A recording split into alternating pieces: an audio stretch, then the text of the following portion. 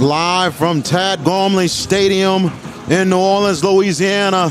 It is Crescent City Sports Prep Football right here on Crescent City Sports. Tonight, we have the St. Augustine Purple Knights and the Edna Karr Cougars in opening play of District 9 5A, better known as the Catholic League. We thank you for joining us tonight. I'm VK Jones. We appreciate you joining us, and we got a good one tonight here at Tad Gormley. And I tell you one thing, hopefully we are in for a treat tonight between these two great teams. Here with me tonight, my color analyst, the legend, Ro Brown. What's going on with you, man? Well, thank you, VK. Thank you very much. I don't know about the legend stuff, but I do know almost 1 year ago to the day we were in this very same spot with these same two teams. Yes. Same place, same bat channel, as they used to say. Back to the scene of crime. So back to the scene of crime. And, you talk about whether or not, it'll be we'll have a good game. I mean, I think it'll be good. It'll definitely be good for somebody. But the question is, after 1 year in the Catholic League in District 9 5A, can anybody stay close to Karr is the question. Because quite frankly, it's kind of overlooked, but they outscored the entire district last year 249-58. That's a lot for a first-year team, man. And this is the best, considered the best district in the state, and they went through it roughshod. And The question is, can they do that again, starting with this one tonight? Last year they beat St. Aug, as you know, 49-7. Very much agreed, very much agreed. And I tell you, last year we thought, at first, interesting early, and then all of a sudden when Karr settled down, the wheels started to fall off of St. Augustine. Well, Karr made those wheels fall off. And they sure did. And they made those wheels fall off, the other 6 opponents in the Catholic League last year. And that's the question, that I want to see. I mean, and they dominated a very good Warren Easton team last week. One that you thought they wouldn't dominate again. It was 67-20 last year, and they beat them this year 48-14, which I think no one expected them to defeat them that way. But last year, look at it this way: 2 teams that made it to the state finals, and both of those teams were from the Catholic League, Curtis and Brother Martin. They beat Curtis by 32, and they beat Brother Martin by 33. Wow. So that says something. It says a whole lot right there. As the St. Augustine Marching Band, let's give their attention as they play the national anthem.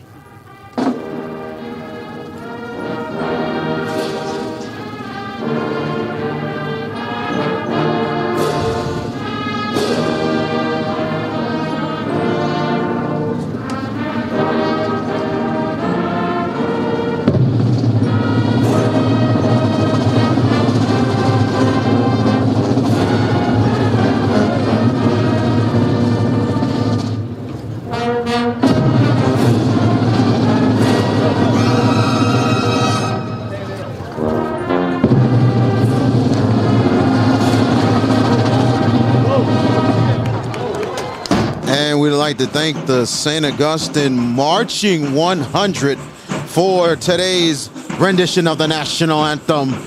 And both teams, you look at it, colors galore. Colors galore. You look at St. Aug as they're going back, and they went way back a couple years ago in Nick Foster's first year, going back to the St. Aug yellow gold helmets with the SA on the helmet and the car.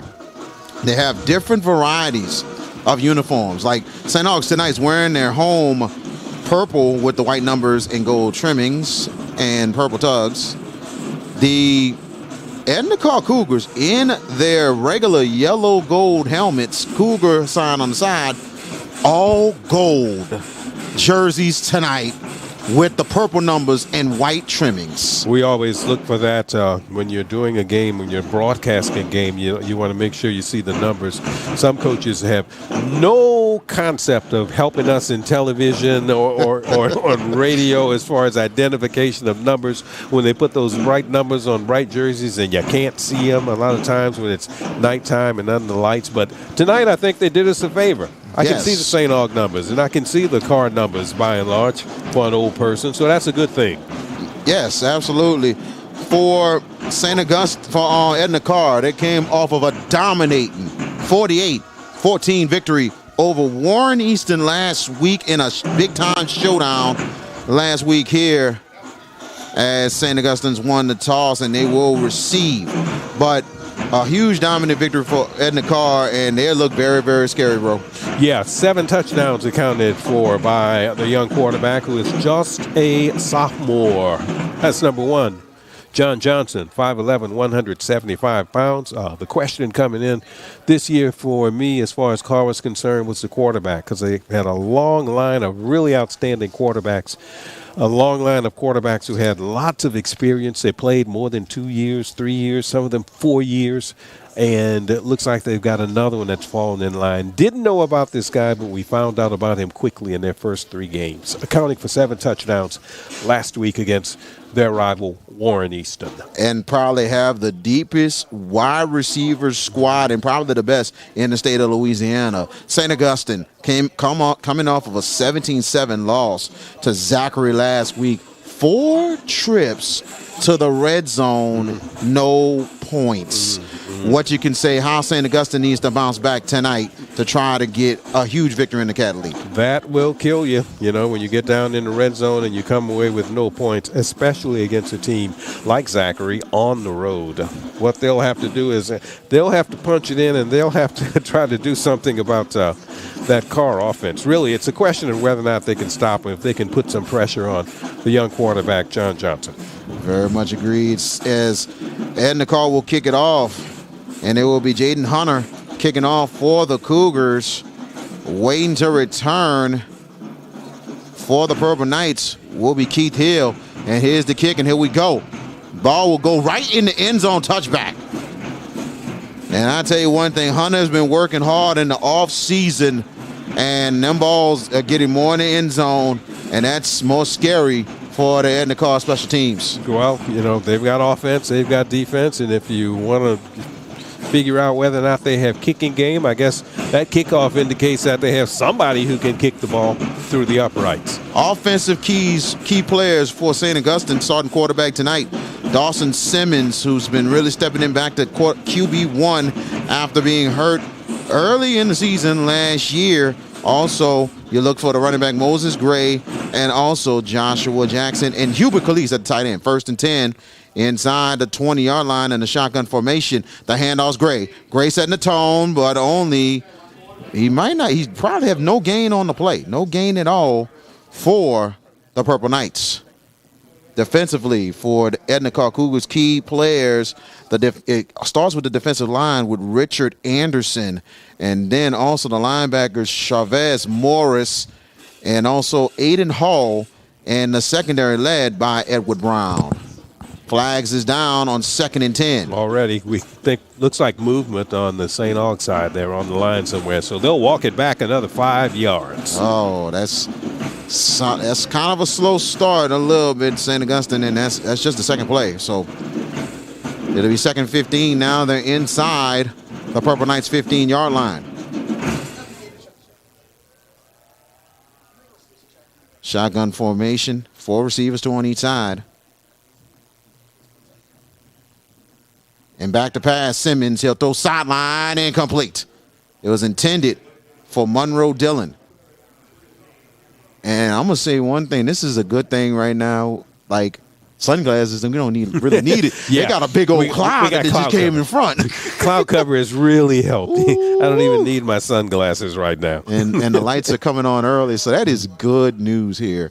We had a bright sun shining on us last year early in the game. It was hard to kind of see. Our first 3rd down situation of the evening. 3rd and 15 for the Purple Knights. They got to get to their 30. Back to pass. Simmons looking, and he's going to run and going to the right side. He's still rolling. He's going to take off. And here comes Simmons. Oh, short. Only a yard short. A good 14 yards on the run. And I believe that was Levi Darrensburg laying the hit to cut him short. It'll be 4th down. So Purple Knights will have the punt team coming out. And it will be Caleb, excuse me, let's say it is Miguel Whitley will be out there to punt for the Purple Knights. Now, Purple Knights might try to get Karr off sides on this 4th and 1. If not, they're going to get the ball away. And the flags will go down. Delay a game on the Purple Knights. So now they're going to try to give a little room for the punter.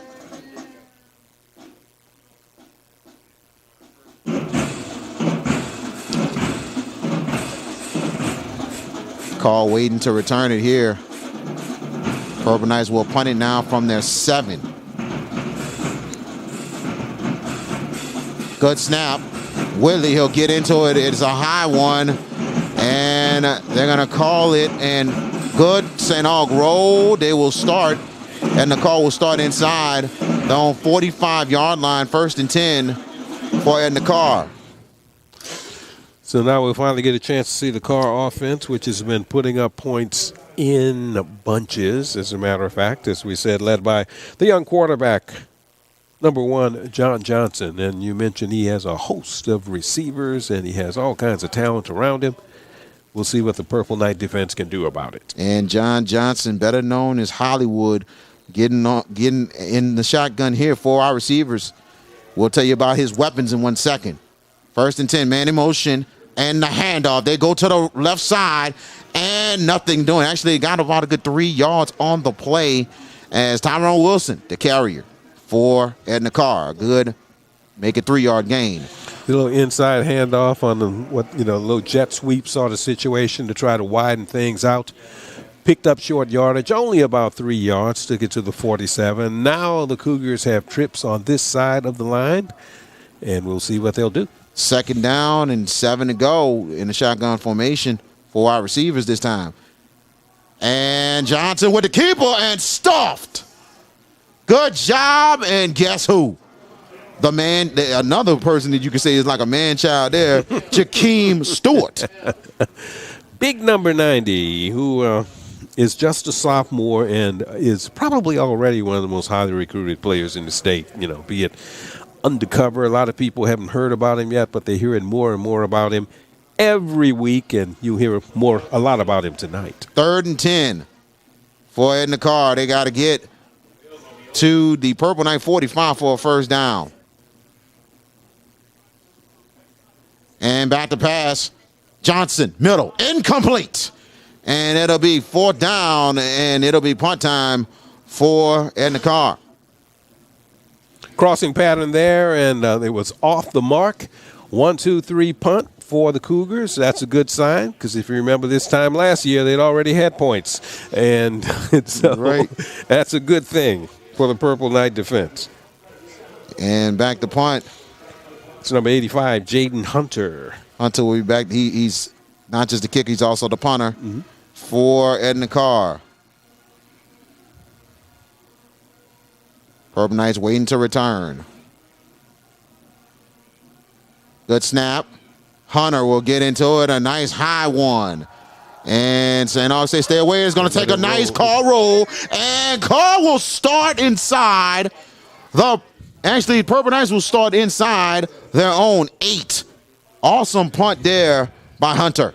Well, it looks like the Cougar kicking game is up to snuff, because that was an outstanding punt, rolling right down the sidelines, pushing the Purple Knights back and giving them poor field position. They'll put it in business at their own 8-yard line. Very much agreed there. Purple Knights didn't move the ball too much on the first drive. They had a good 14-yard run, but short by 1 yard.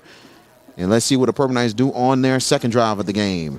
4 wide receiver, make it 3 wide receivers, 1 to the right, 2 to the left. On 1st and 10, the handoff, and there's nothing doing there for Moses Gray Jr. And no gain on the play, 2nd and 10. Got tripped up, I think.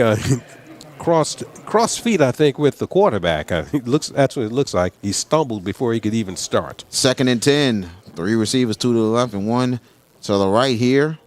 Purple Knights got to get to their own 18. And Simmons back to pass. He throws it out. Oh, my goodness. Wow. And that's going to be a flag. Man, that looked like a good legal hit right there, especially for Maurice Williams. I mean, what a shot.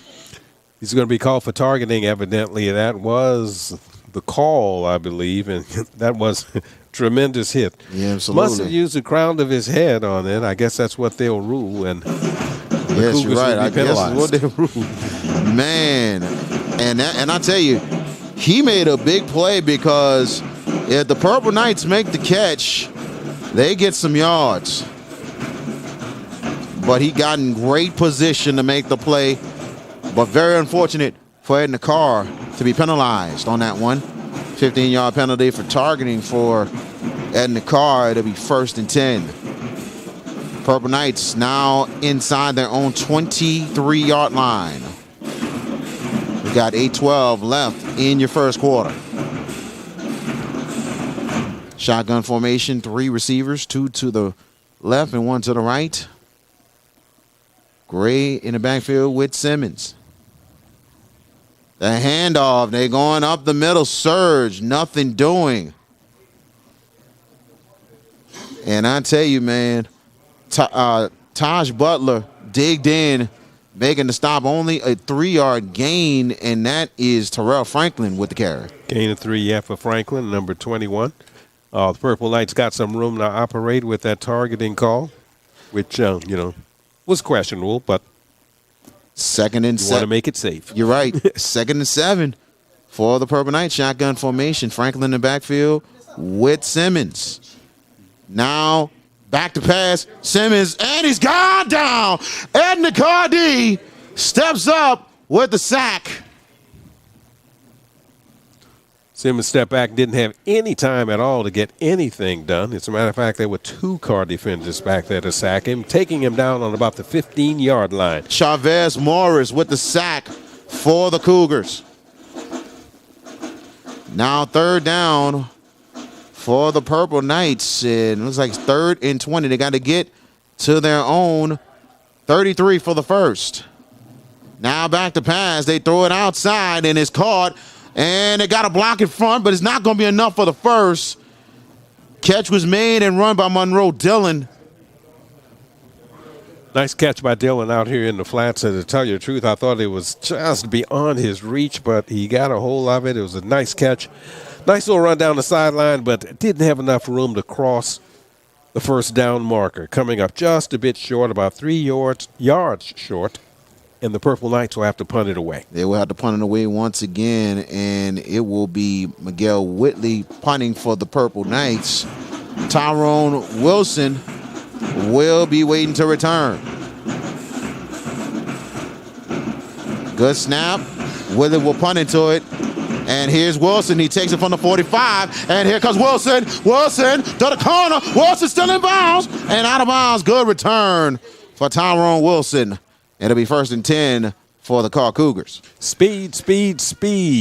Tyrone Wilson has had a good early part of the season, coming up with a lot of big plays for the Karr Cougars, and that was another one. A punt return there. It was a low end-over-end punt, and they're going to mark him out of bounds at about the 31-yard line. 31. So 19 and plus 5, so that was about a 24-yard punt return. 1st and 10 for the Cougars at the St. Aug 30. Shotgun formation. 4 receivers, 2 on each side for Johnson. And back to pass. Johnson throws slant. Caught! Good catch and a 1st down for Edna Karr. And taking a look at who it is, and that is Oliver Mitchell. He's a guy that is just emerging for the Edna Karr receiving corps. So here we go, 1st and 10. Now they're inside the 18 of St. Augustine. The handoff. They're going to right side up the middle. Goes in his own touchdown, Edna Karr. Cougars on the board first. Desmond Favorite, 18 yards, 6-0 for the Cougars. Nice job of blocking on the right side, and he made the perfect cutback and went in untouched from 18 yards out. That's a Outstanding run there by a young man. And it was outstanding blocking, as a matter of fact, also, because no one laid a hand on him. Absolutely. The hurry up caught St. Aug slipping there. Big time run right there for Favorite. Now the extra point coming up for Jaden Hunter. Snap down. The kick is up for Hunter. Ooh, wow. He shanked it to the left, and it's no good. 6-0 is your score with 6:15 left in your first half. As we take a look at the replay, man, snap down and not a good kick there, my favorite about Hunter. So 6-0 your score. Good drive there by the Cougars, and I mean just straight execution on their second drive. Yeah, it was they got good field position because of that punt return. The punt return put them in good position. One pass play for a completion, and then an 18-yard run for a score. And that did the trick for the Edna Karr Cougars. They are on top 6-0. Absolutely, and we mentioned the weapons that they have. You talk about Mitchell and Wilson. Also, you have to think of Raji Dennis, also Brian Sanchez, and also Teron Francis. Now, his nickname, he's known as the Man-Child. So you got Hollywood, Man-Child, and the crew. So that will be what you have for Edna Karr. Hollywood, Man-Child, and the crew. And the crew. Yeah, we talk about that offensive line, and we're going to talk about them a little bit later, and that Karr offensive line did a good job on that touchdown, no doubt about it. And the kickoff goes right in the end zone for a touchback. Purple Knights will start inside the 20. So that was a 3-play drive by the Purple Knights. 3-play drive by the Cougars. By the Cougars. 3-play drive by the Cougars. Covered what? I think it was about 35-yard drive or something like that. So they can score quickly. And it helps when you get good field position because of your kicking game. And that's what happened for Edna Karr. Yes, very much agreed there. Purple Knights need to try to answer here. Hasn't not been too good for the Purple Knights on the first two drives.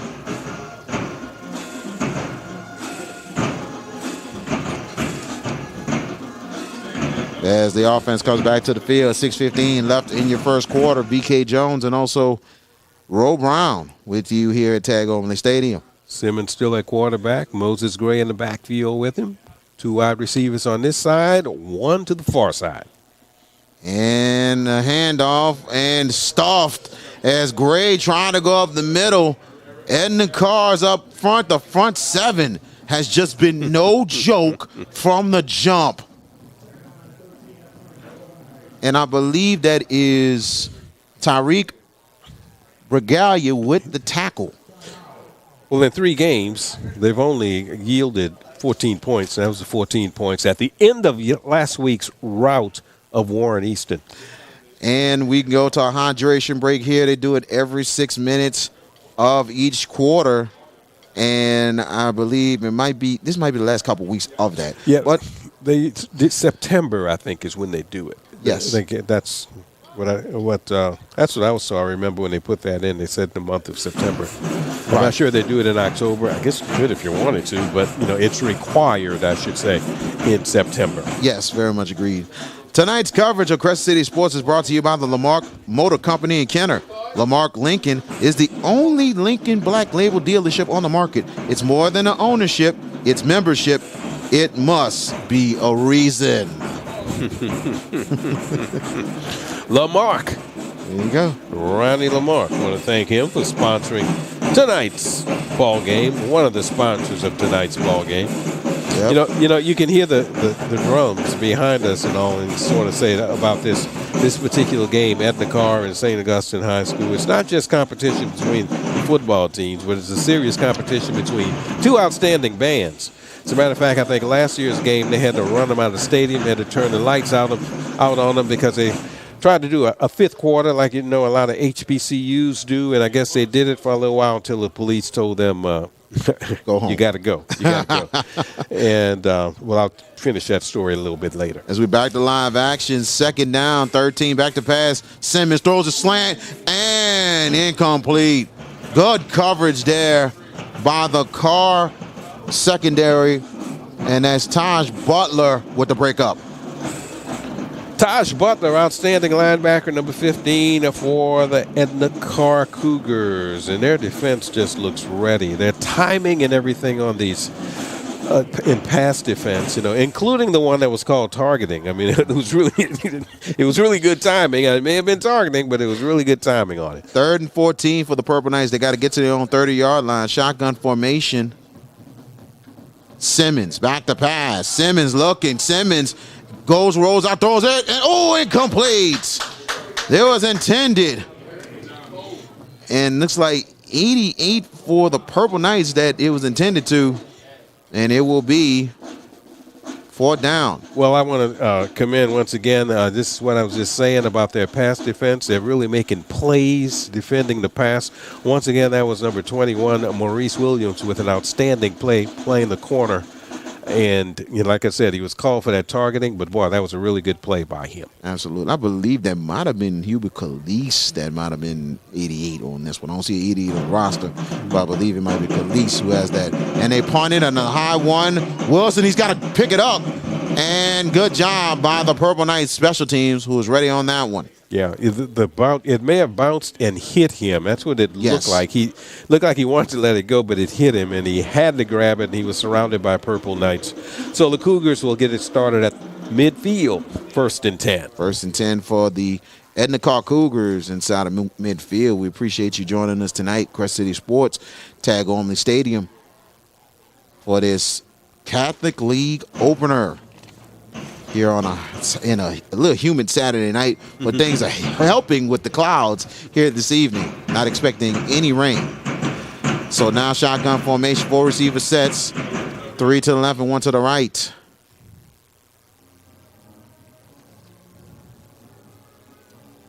Johnson waiting. Handoff, Favorite, and he gets a nice run right there inside the Purple Knights 45. Good 5-yard gain for Desmond Favorite. Tough running inside, picking up 5 yards on that play. Cougar offense on the move. Absolutely. So 2nd and 5. And here's Favorite, but nothing doing. That's going to be a loss. Purple Knights were ready right there, and that is Warren Roberts Jr. with the tackle. Number 10, Cornell Harris. Looks like he was in on that one also. May have lost a yard on that. They're at the St. Aug 46-yard line. Another 3rd down situation. 3rd and 6 for Edna Karr. They got to get to the Purple Knights 40 to continue to drive. 4 receiver sets in the shotgun. Johnson waiting on the signal and the snap.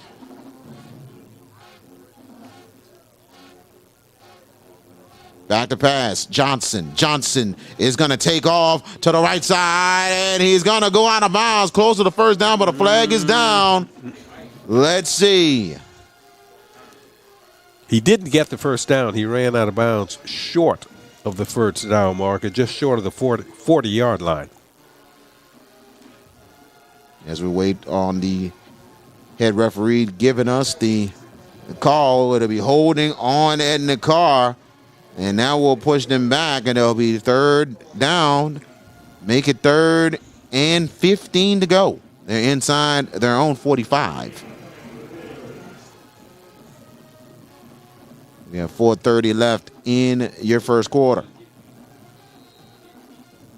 4 receiver sets, 3 to the left and 1 to the right. Favorite in the backfield with Johnson. Now Johnson back to pass, setting the screen up. And they got blocks in front. And oh, goodness, what a hit.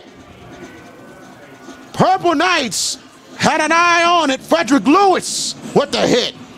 Clean tackle, hard tackle there by Frederick Lewis, number 7, who is just an 11th grader, only 150 pounds. But boy, he was packing a lot more weight on that one. And the Cougars will have to punt it away. Dejon Smith was the back who caught the screen, but great job by Lewis. And now Jaden Hunter will be back to punt. Keith Hill waiting to return for the Purple Knights. And good snap. Hunter Hill pointing to it. Let's see. He did shake it and goes out of bounds. Good field position for the Purple Knights as they will start inside their own 30-yard line. It'll be right at the 30-yard line, looks like. Yep. Shanked that one off the side of his foot. And the Purple Knights will have their best start, I think, of any drive thus far in the first quarter. Indeed. Next week, Crescent City Sports, we will be live next week in Belle Chase as the Belle Chase Cardinals will take on the Franklinton Demons. I will be having the call with Wade Kaiser next week in Belle Chase, Louisiana, 7 p.m. kickoff. 1st and 10, and the handoff. They're going to the right side, and good job by the Karr defense. They was not fooled on that one as Lindell Caston had to carry, but Edna Karr snuffs it out. Inside handoff, jet sweep to the far side. Got nowhere. Lost 2 yards on that one. Make it a 1 yard loss now to inside the 29. It's all good, baby. 2nd and 11. 4 receivers this time. Pistol formation. Back to pass. Simmons looking. Pressure's coming. He's going to go to the right side. Simmons will try to keep. He's got to be careful. He's going to go down. He's only going to get about 3 yards on the gain. Pressured again up by the quarterback. Dawson Simmons got pressure from the Cougar defense. Got out of the pocket. He escaped and, as you said, only got one yard out of the scramble. Wow. He hit the ground, though. He was surrounded. He did the right thing. He was surrounded. Now 3rd and 10. Purple Knights got to get to their own 40 for the first down. 4 receiver sets in the shotgun. Back to pass, Simmons. Pressure's coming. And Simmons, he's going to get away. He's going to go to the left side. Simmons, he's going to go and throw it and deflect it. Knocked down. Edna Karr, the speed is just starting to wear down on Simmons early. Corey Adams, give him credit. Man, you got to say one thing about it. Simmons had a wide open left side, but Adams kept up with him. Well, that was a indication of the speed of this Karr defense. As you said, Corey Adams is a 6'4", 265-pound defensive lineman who is just a junior, by the way, I should mention, and he managed to keep him, stop him from turning the corner, so to speak. And a fair catch called by Wilson. 1st and 10 for the Cougars as Whitley had some pressure on him a bit. I tell you, man, Karr's defense so far has been the story. So far early in this first half, Purple Knights have not crossed midfield yet. And Purple Knights only had 3 possessions so far. 1st and 10 for Edna Karr inside their own 40-yard line.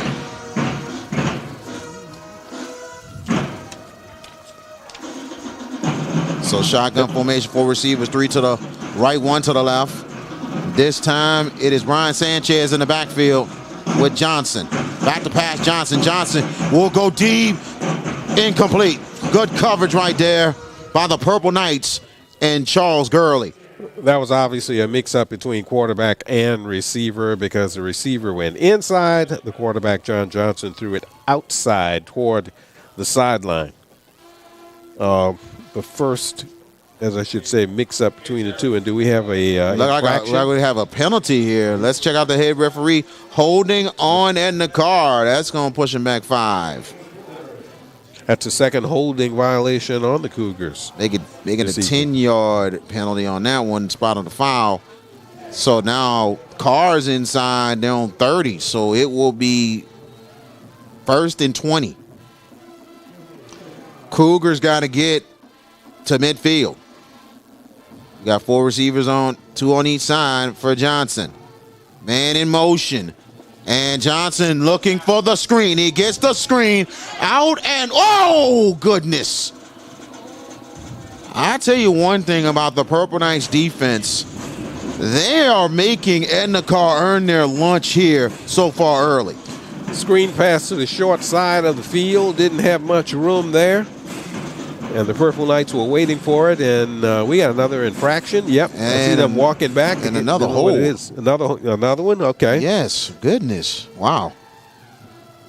Edna Karr, uncharacteristic with some of the penalties early.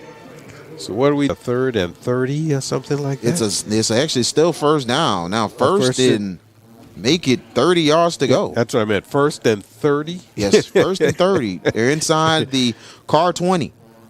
They got to get to midfield for a first down. And now Desmond Favor right in the backfield for Edna Karr. 4 receivers, 3 to the left, 1 to the right.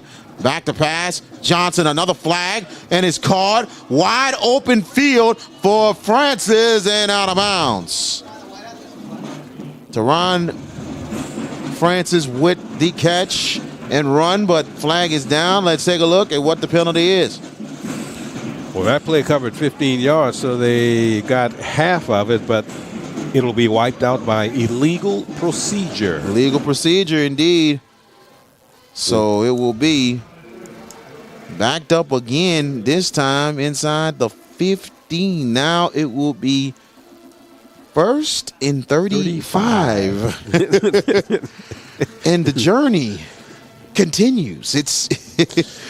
It goes back, but let's see if Karr goes forward. This is a longer journey than you think. And they're explosive enough to convert this. Exactly. with 3 downs to do it, I should say. First and 35 here, shotgun formation this time. Back to pass. Johnson looking, going to the left side, pressure's coming, and he's going to throw it out of bounds, and no flag going down right there. It will not be an intentional grounding. The receiver actually got to the area right there in time of it. But do I see a flag? It might have been a flag that went down. Yeah, they put the pressure on him that time, and the officials are talking it over.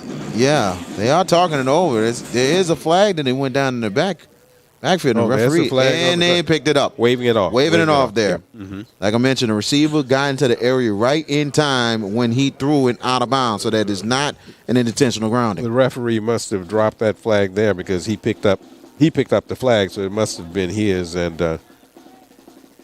And back to pass on 2nd and 35. Set up the screen. Picked off. Intercepted. Purple Knights will have it.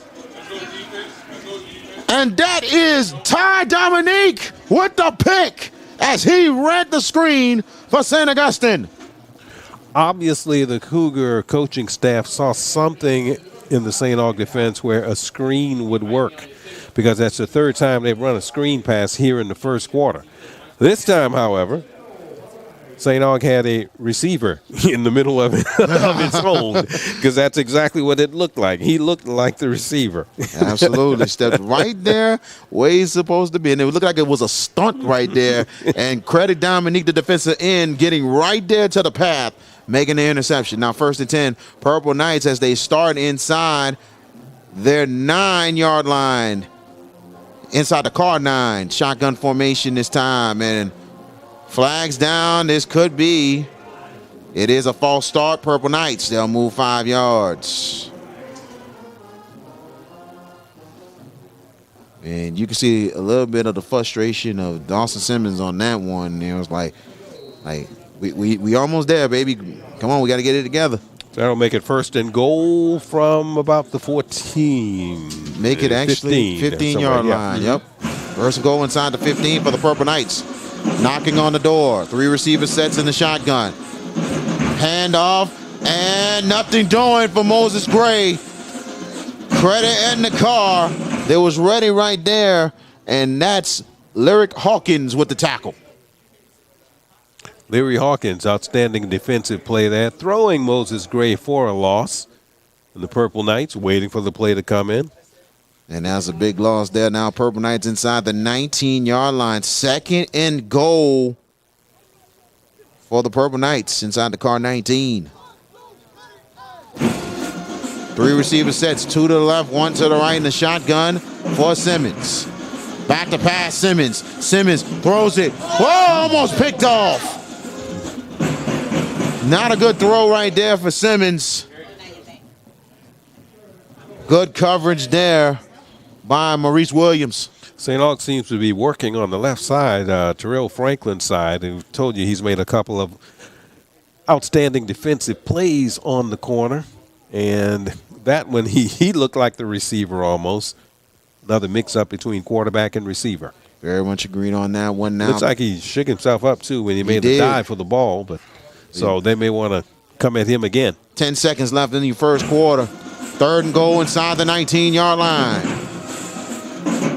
Ray in the backfield with Simmons. 1 second, and I tell you, that could be a delayed game, and it is. Wow. Purple Knights shooting themselves in the foot here late in this first quarter. 5-yard penalty for the Purple Knights for a delayed game. And now it'll be 3rd and goal for the Purple Knights, and they'll be inside the Karr 24. Let's see. They started with 1st and goal at the 9, right? At the 10. Actually, at the 10. 9 or 10 or somewhere. Yes. Yeah. Wow. And the penalties that we thought Edna Karr was shooting themselves in the foot with those penalties there. Now the Purple Knights are shooting themselves in the foot. 10 seconds left in the first quarter. 3rd and goal. St. Aug inside. They're in the Karr 24. 4 wide receiver sets.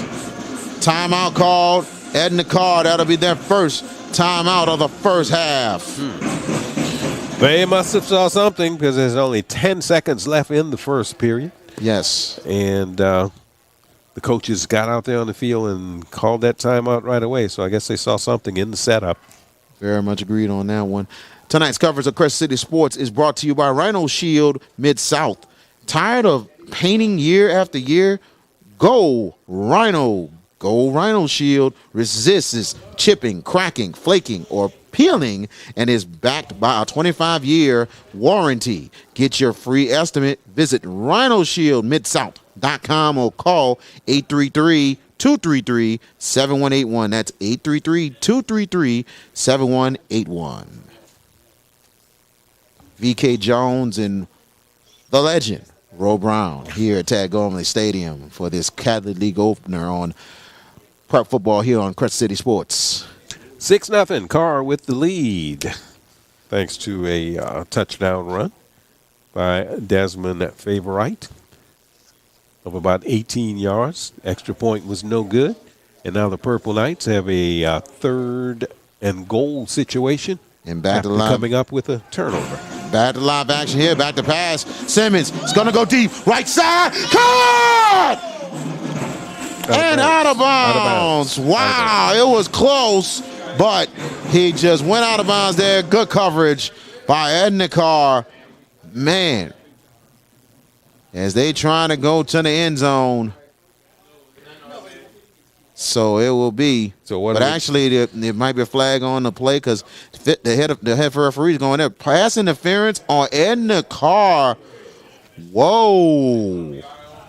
Purple Knights get a huge break. Wow.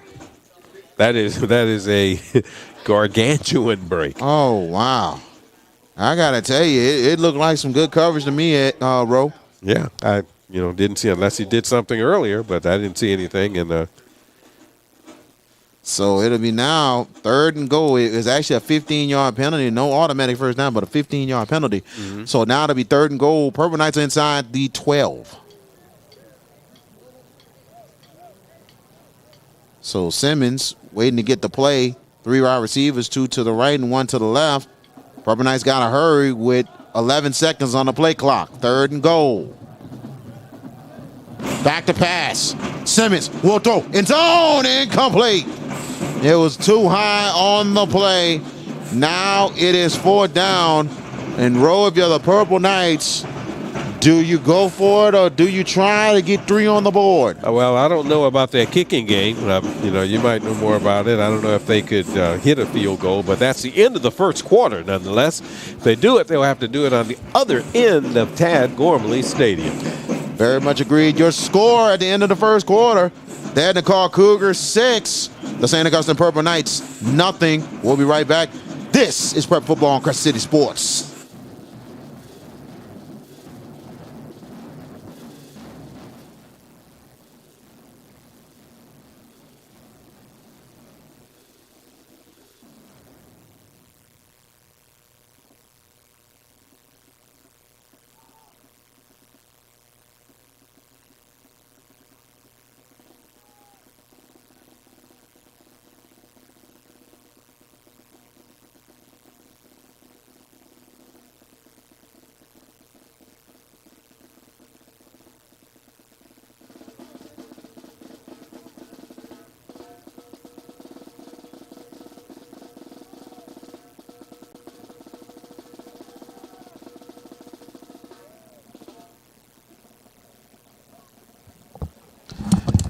And welcome back to Tad Gormley Stadium here in New Orleans, Louisiana. Prep football Saturday night here on Crescent City Sports. VK Jones, the legend, Ro Brown. I know Ro is like, nah, don't quit calling me that. I'm not that. Really. I'm not that guy. Really? Absolutely. But it's great to work with him once again for the second year in a row for this ball game, and we are honored to do this game tonight. We'd like to thank both St. Augustine High School and Edna Karr for letting us broadcast this game tonight. Well, you know, Wade Kaiser's supposed to be here, not me. Well, I'll be with Wade Friday for Franklinton and Bell Chase. I'm looking forward to working with that guy. Good man, good man. 4th and goal for the Purple Knights inside the 13. 4 receivers, man in motion. Back to pass. Simmons, pressure's coming. He's going to throw it middle. And that is incomplete. Flags will go down. That will be pass interference.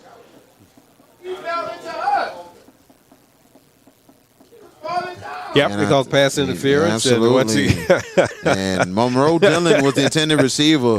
The way it was looking, the hand, it was like a lot of hand fighting on that one. You know what I'm saying? Especially when a receiver was going down. You know, when the officials see the hands, some way, somehow, they might say, hey, something happened with that. Might be an interference call or whatever. But Edward Brown was the Brown was the defender. And the Purple Knights will have it now. Purple Knights will have it. Fourth down on the 5-yard line. Yep, as they move up a little bit half distance. So now it'll be 4th and goal. Purple Knights inside the 5. Late substitution for the Purple Knights coming in. That's number 23. And that's Leondell Caston. Leondell Caston coming in. A little bit of protection for Simmons here. 4 receivers. 3 to the right, 1 to the left on 4th and goal. As we just getting started with the second quarter here. They got to hurry with 8 on the play clock. Now Simmons, options to the right. He'll keep. Simmons will be short. And it will be Edna Karr football. Turnover on downs. That's a big stop for the Cougars. Some might feel that's a surprising call. They ran an option left, and the quarterback, Dawson Simmons, decided to keep, and he was stopped short of the goal line, stopped at about the 2 or 3 yard line, and the Cougars will take over deep in their own territory. Arsenio Bowles with the stop as Edna Karr will take over on downs. As Karr this time will start inside their own 3 yard line. Wow. 4 receiver sets, 2 on each side.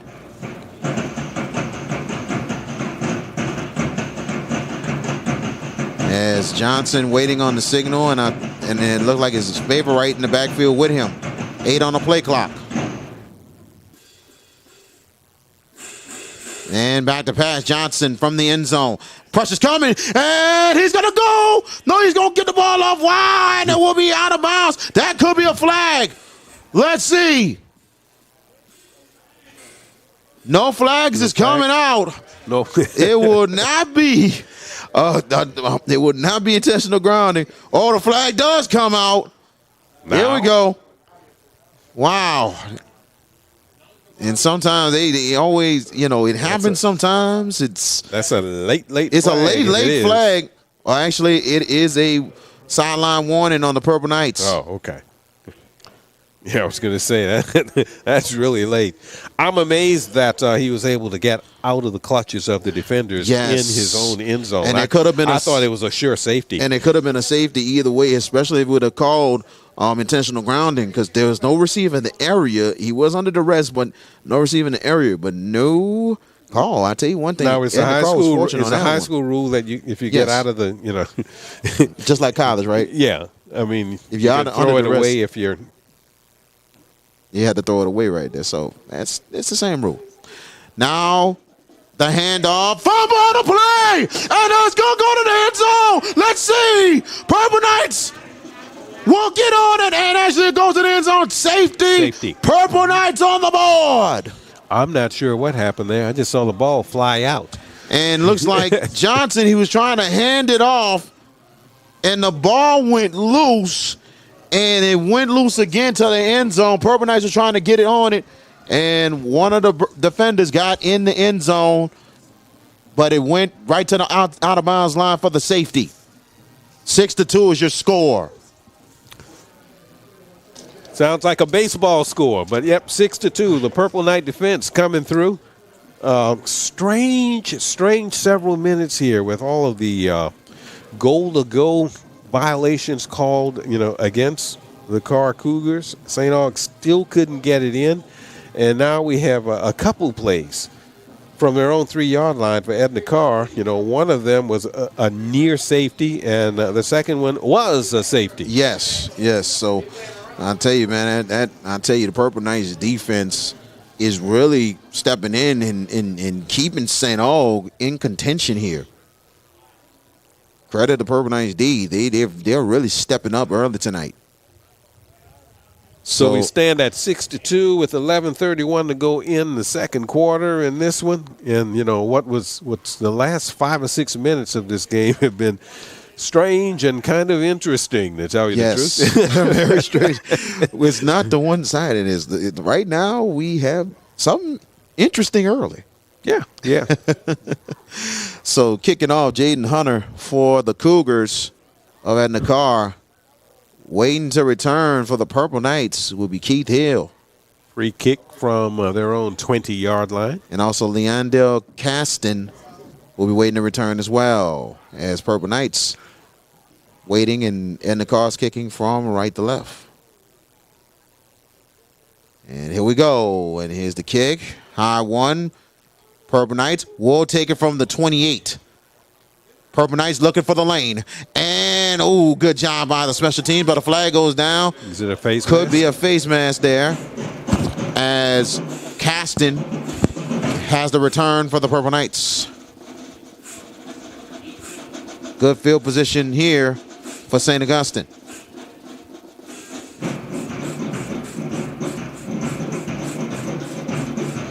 Waiting for the call. The way he went down, it looked like it may have been a personal foul face mask. Mm-hmm. Yep, it'll be 15-yard penalty. Yeah, just the way he went down, the way he fell, it looked like someone grabbed his face mask. And so the Purple Knights they'll start with good field position now. They'll walk it off, and they'll start at about the Karr 44-yard line. It'll be Karr 44-yard line. Great field position for the Purple Knights here. Only down 6-2, 11:24 left in your first half. Simmons.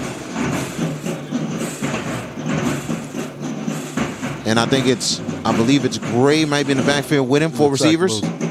Make it 3 receivers. 1 to the right, 2 to the left. Back to pass. Simmons will go deep. Right side. Incomplete. Good coverage right there. And that's Maurice Williams with the good coverage for the Cougars. They keep trying Maurice Williams, number 21, and haven't been able to do anything with him yet. Pass intended for Joshua Jackson, the fine St. Aug receiver who is a Tulane commit. So it'll be 2nd and 10. Purple Knights inside. Shotgun formation, 3 receivers this time. 2 to the left, 1 to the right. The handoff's Gray. Gray has positive yards. It'll be make it a 4-yard gain on that one. Make a 3-yard gain inside the 41 of Edna Karr. So it'll be 3rd and make it 7 yards to go.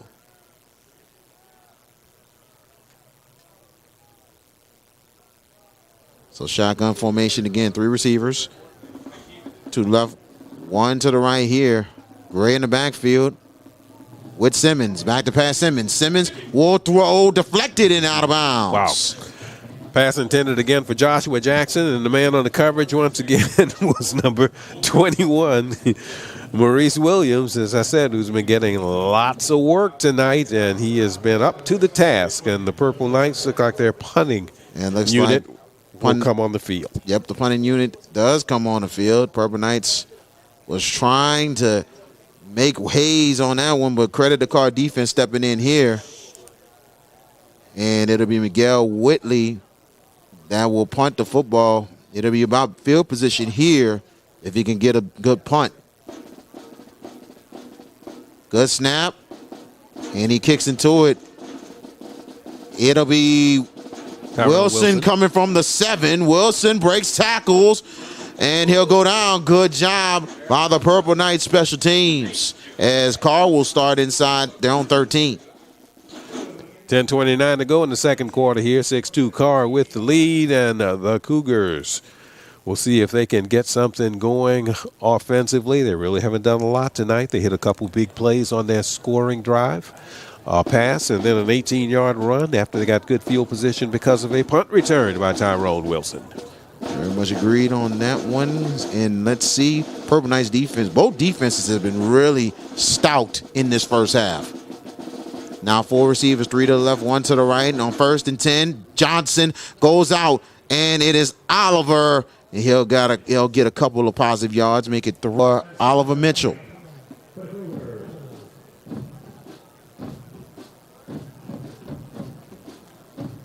So now 2nd and 7 for Karr inside their own 16-yard line. They got to get to their own 22. And they go up the middle. Nice run right there by the Cougars, and that's Favorite. And they are close to the first down. Favorite didn't show very good vision there. He just ran right up the back of his blocker. And it's time, and it's stuffed. They read that one. And it's Cornell Harris with the stuff. This time he had no time to even put his vision to work because he was stopped there by, as you said, Cornell Harris. And, of course, number 90, Jakeem Stewart, was also in on the action, and Karr will have to punt it away. Now it was 3rd and 1. Now it's 4th down. Wow, this was quick. 1-2-3 punt possession. That's it. And now Hunter back to punt for the Cougars.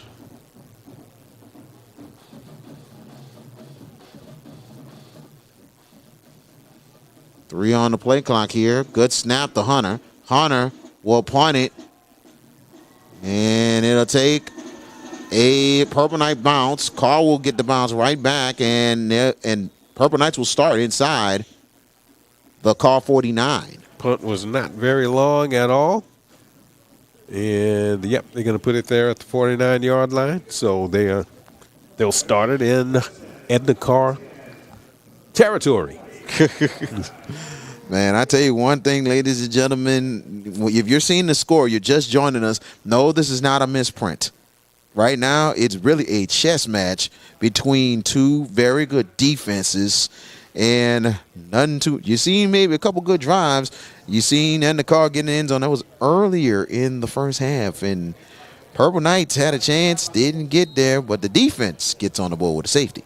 So now 1st and 10, Purple Knights inside the Karr 49. 4 receivers this time. Make it 5. Man in motion, the jet sweep, and goes to Gaston, I believe, and there was a good carry. Positive yards for Leandell Caston. They've run that play a few times tonight, and they got pretty good yardage on that one. Anytime you get more than 5 or maybe 6, that's a good play on first down. 7-yard gain on 2nd and 3. They get the screen, and Purple Knights first down. Good job there, and finally Simmons connects with Joshua Jackson on the screen, and he gets a big-time first down. Little pop pass, as they used to call it out here, to Josh Jackson with a blocker or 2 in front of him, and he picked up the first down. Purple Knights in a hurry. 1st and 10 inside the 36 of Karr. Man in motion. Simmons on the play action, rolls out to the right. He throws it deep, incomplete. Couldn't connect with the streaking Joshua Jackson after the quarterback, Dawson Simmons, got out of the pocket, rolled to his right, and overthrew Jackson.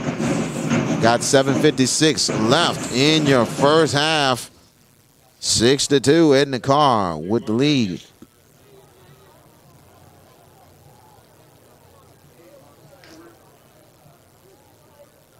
And here we go here. 2nd and 10 for the Purple Knights. Back to pass. Simmons throws it. Ooh, dangerous pass. Very dangerous right there, incomplete. The pressure was on quarterback Dawson Simmons on that one, and yeah, it was a dangerous pass that he threw up the middle of the field. put the pressure on him there. Yep, that was number 13 putting the pressure on him. That was Tariq Regalia, Regalia. who's also an 11th grader. They got a lot of young people on this team. Like I said, probably one of the most scariest teams in the state because how young this Edna Karr team is. 3rd and 10, Purple Knights. They got to get to the Karr. 26, back to pass. It's Simmons. Pressure's coming. Simmons, he's going to roll to the left side. Simmons looking. Simmons will throw it. And it's caught! Out of bounds. Oh, incomplete. It looked so close, but no, he gets out of bounds. Goodness gracious. Yep. Showing mobility, which we know Dawson Simmons has. Yes. And, it was a nice pass, but, yeah, it was out of bounds. There's no doubt about it. No argument. Nope, no arguments at all. Good call by the officials. Now we have 4th down. Punt team back out. Special teams been a big thing. It's always a big thing in every football game. But it's been important for Karr because, as we said, Tyrone Wilson, the punt returner, is the person who set up their lone touchdown drive of the evening. Good snap, pressure coming, and he gets it off. This time, they will take it from the 2. Wilson looking for the block, but the special teams of the Purple Knights was ready. 1st and 10 for Edna Karr. Wasn't very smart of Wilson to field the punt on the 2-yard line on the fly. He should have just let it go into the end zone. That way, you get it started 1st and 10 at the 20-yard line. His speed, however, was enough to make up for it. At least he got to the 15, but still, you want that extra 5 yards. Yes. 1st and 10 for Edna Karr inside their own 14-yard line. We have 7:31 left in your first half.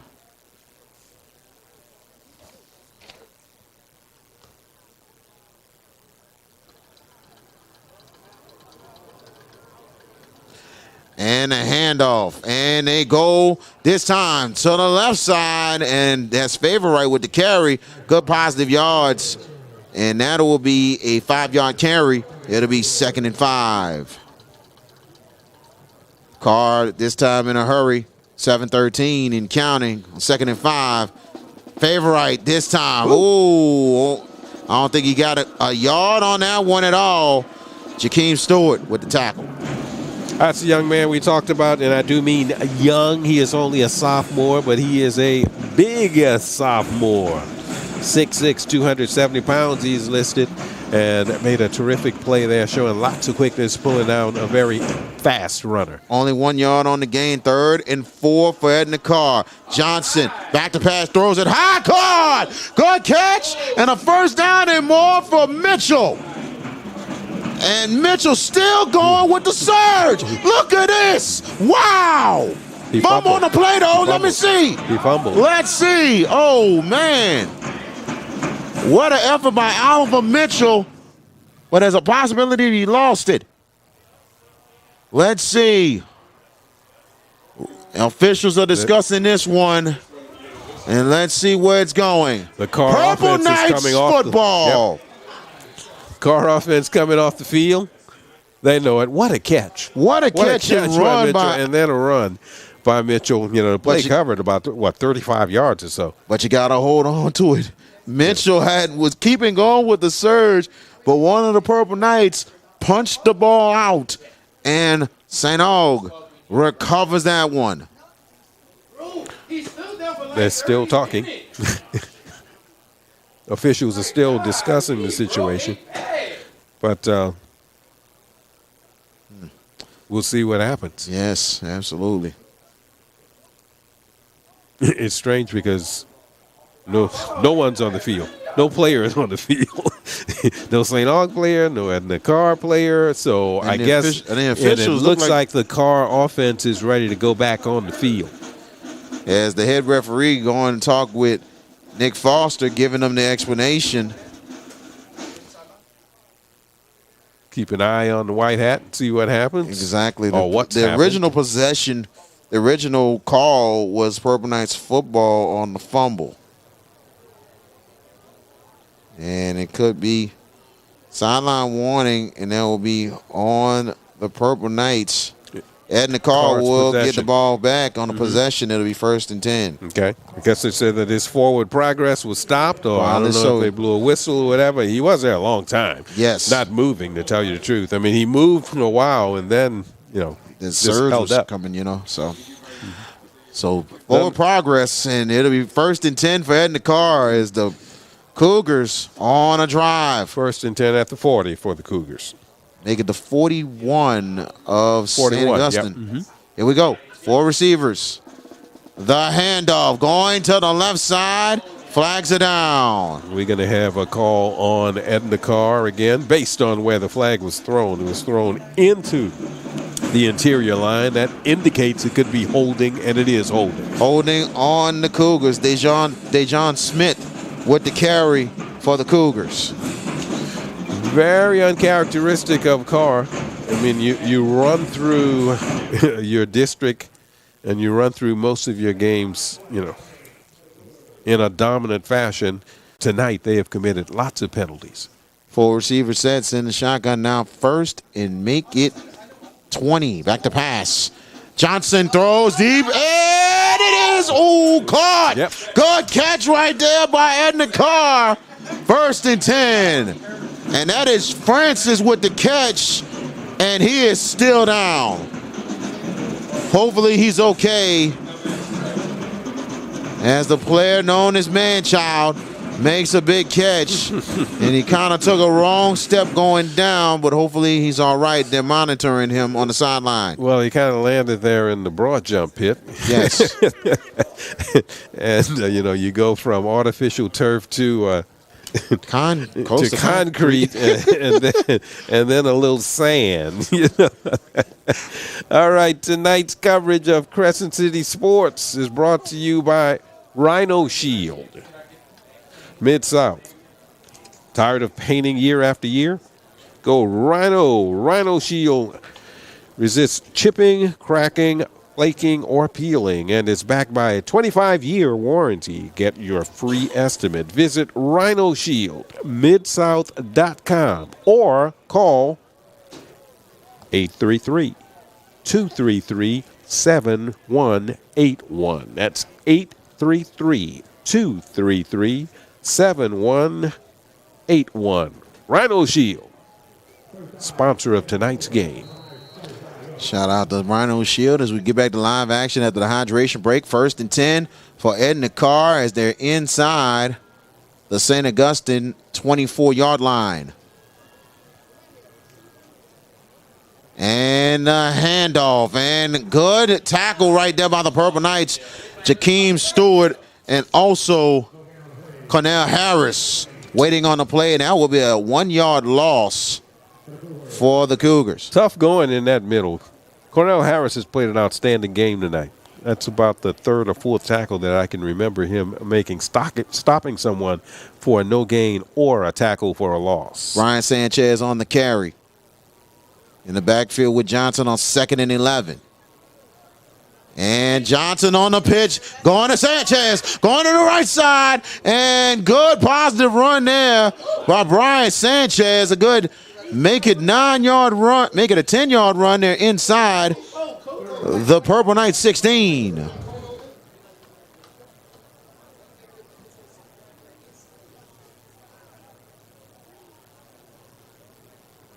As Karr in a hurry now, 3rd and make it 2 yards to go.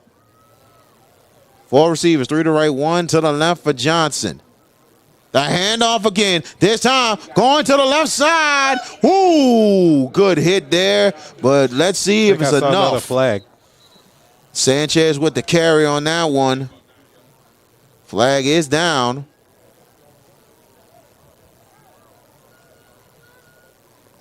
.439 left in your first half.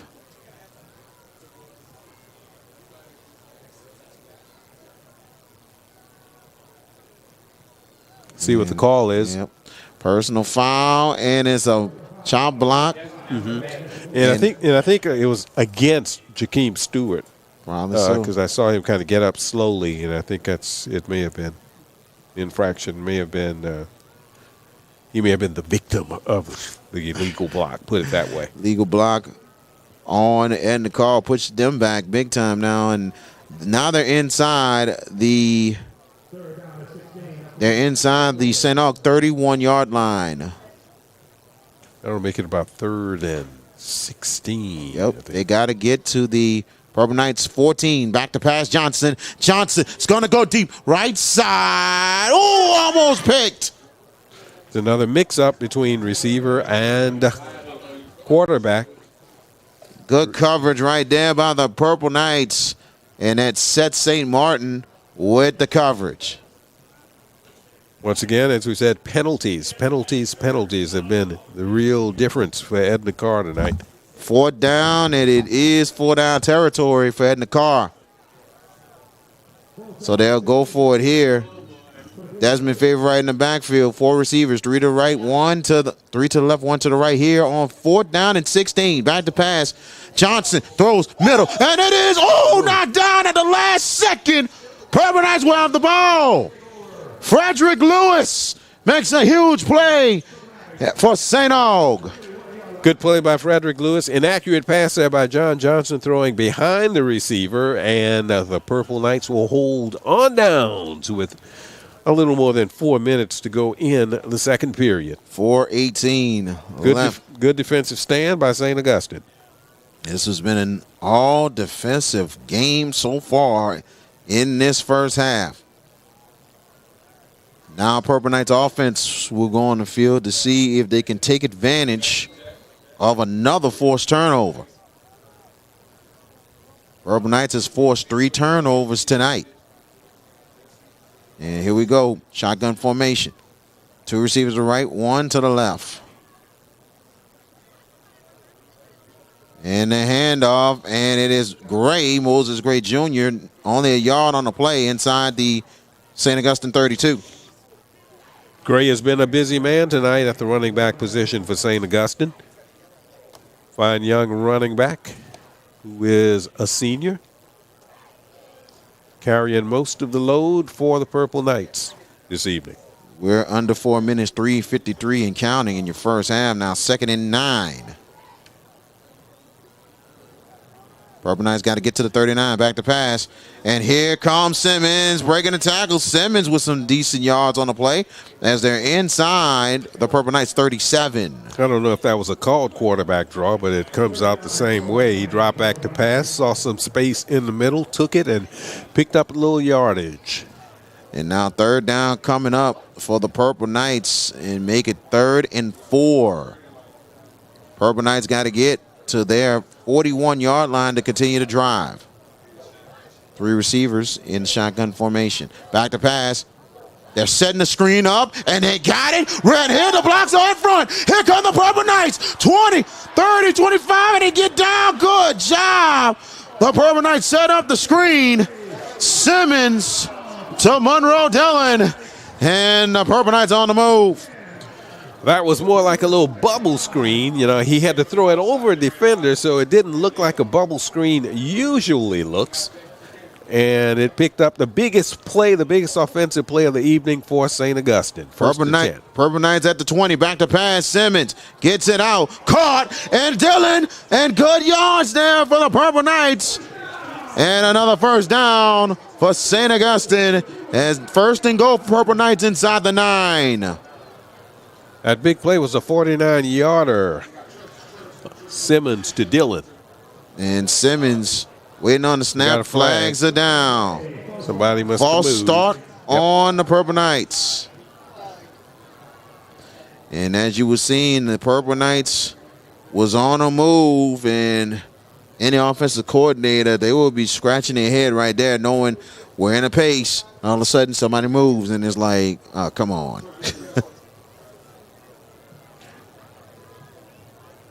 A lot of coaches like tempo, tempo, tempo. So now here we go. Now 1st and goal. Now they're inside the 14-yard line here. Handoff, and it's Gray, and he's shut down there. Only a couple yards on that one. Aiden Hall with the tackle for the Cougars. Like I said, this is a strange game because teams have had goal-to-go situations, and then they just kind of take themselves out of it with infractions. 143 and counting in your first half. Second and goal. No gain on the play. Make it at the 15-yard line, so it was a 1-yard loss. Purple Knights knocking on the door. And here's Simmons with the fake going to the left side. Simmons. And nothing doing. Karr ready on that one. It's hard to run wide against this defense. It's difficult to do, and that was an indication of that. And so now the Purple Knights, late in the second quarter with 1:10 and counting, they'll have to go for it. It's third down, isn't it? Yeah, third and goal right now. Taj Butler with the tackle for Edna Karr. Now it was a loss on that play. They're inside the Karr 16, third and goal. We got 55 seconds and counting in your first half. Purple Knights looking and trying to get in the end zone. Back to pass. Simmons throws, slant caught, and they're trying to break a tackle. He'll be short there inside the 6. And it's Simmons to Keith Hill. So 30 seconds and counting. Clock's still running. Yep. Purple Knights is going to have to try to call a timeout or get a play quickly because they are wasting some time. Clock's running. Under 24. We're at about 20 seconds now, and they're looking toward the sideline for the and next it looks play. like they might be waiting to call. They might be trying to get to the 3 seconds and get one more play. They do call the timeout with 9 seconds. And I think the strategy of Nick Foster is this. We want to try to score it, but we don't want Karr with possession. Well, so that's what he's probably doing. Like, we want to have enough time to get at least 2 plays. As opposed to... And it is 4th and goal at that. So it's the fact that, hey, this is probably last play of the half. So he's running the clock down for one play. Well, what do we have? How much time do we have left? 9 seconds left in the first half, and it's 4th and goal for the Purple Knights inside the 6. Is that 9 or 0.9? or 0.09? I can't tell. You know, some of the lights out. You know, what is that, Chip? Is that 9 seconds? 9 seconds. All right, because there's a 0 in front. Okay, you know, I can't tell. This the old school clocks. Yeah, it's not the new school clocks. The new school clocks got the points on it. 0.5, 0.8. It's amazing with football now. Like in high school football now, they got the point system now. So what you're saying? But if there's 9 seconds, then he wasn't necessarily playing for one shot, as you say in basketball. Is that what you're saying? He's playing for. Coach Foster's playing for one shot. Is that what you mean? One shot, but not just that. It is 4th and goal. Here we go. 4th and goal for the Purple Knights. 5 receivers. Empty backfield. Man in motion. Simmons will throw end zone, and it's way off flag. Will be on the play. Yep. It was interference. Yeah, It'll be pass interference on Edna Karr. So they'll get another shot. They'll get another opportunity. A closer shot. And I think that's what Dawson Simmons wanted. He was like, throw it up and see what happens. But a big break for the Purple Knights. But it was a little bit of grabbing right there. You know what I'm saying? But well, it wasn't grabbing. I think not grabbing, he but pushed. Yeah. But they even kind of ran into each other. But even in high school football, sometimes when stuff is uncatchable, they still call pass interference. It happens all over the state. I thought one time a ball was uncatchable a couple years ago when I covered, and I was like, referee was like, no, it's still interference. Like, okay. I got you. So they're at the 3-yard line now with 5 seconds to go. First and now 4th down and goal, half the distance to go inside the 3-yard line. Purple Knights on 4th to go, back to pass. They throw it up once again, and it'll be incomplete. No flag this time. And Edna Karr with the stop. That looked exactly like the previous play. Exactly. Exact play. Wow. Exact play. And the ball goes over. Like it's a strange game. This is the second time we've had a golden goal situation where infractions or penalties were involved, and it pushed people back, and they ended up getting nothing out of it. Very much agreed. Man. Edna Karr now at the 3-yard line. Most likely they're going to just take it Well, if you're gonna go. They're gonna get a little hand up right quick. Take a knee, just get under center. Just get under center, yeah. That's what you do. Actually, they're gonna go draw right there, going to the left side. Flags go down. Wow. It could be one more play after. Depends on what the penalty is. Mm-hmm. Could be a face mask or something because they threw it into the pile. Sure did. Or toward the pile, I should say. Let's see. Personal foul, face mask on the Purple Knights. Mm-hmm. That'll be a 15-yard penalty, automatic first down. Now, still about, you got 78 yards to go. But so this is like an untimed play because they're all zeros on the clock. This is an untimed play here. 1st and 10 for Karr. They run it for favorite. Nothing doing, and that is the end of your first half. Your score, the Edna Karr Cougars 6, the St. Augustine Purple Knights 2 in the Catholic League opener here on Prep Football right here on Crescent City Sports. Earlier this week, Edna Karr head coach Bryce Brown spoke at the Greater New Orleans Quarterback Club. When Coach Brown gets to the podium, the topic is basically X's and O's, and that was the case again this week. Let's go back to Tuesday, where Crescent City Sports' Ken Trahan introduces Coach Bryce Brown. Speaker is in his 9th season at his alma mater, much like Graham at his home, where he was an excellent lineman back in the day at Karr, played at Grambling, and he guided his Cougars to 4 consecutive state championships from 2006 to 2019. And the state title game appearances in 2015 and 2020. He served as an assistant coach at his alma mater before being elevated to head coach in 2015. He and Karr High School were the subject of the Hulu documentary Algiers America earlier this year, which received enormous critical acclaim, and it was a blessing to be part of that. At 3-0, the Cougars face St. Augustine Saturday, 6:30, Chad Gormley Stadium. It's a game you can watch live via replay at CrescentCitySports.com. By the way, I want to recognize my favorite assistant coach, Kevin Russell, who's here today. He was a great head coach in his own right, by the way, and a blessing to know him and love him as a friend. Speaking of which, please welcome another great friend and a great coach, Coach Bryce Brown of Edna Karr.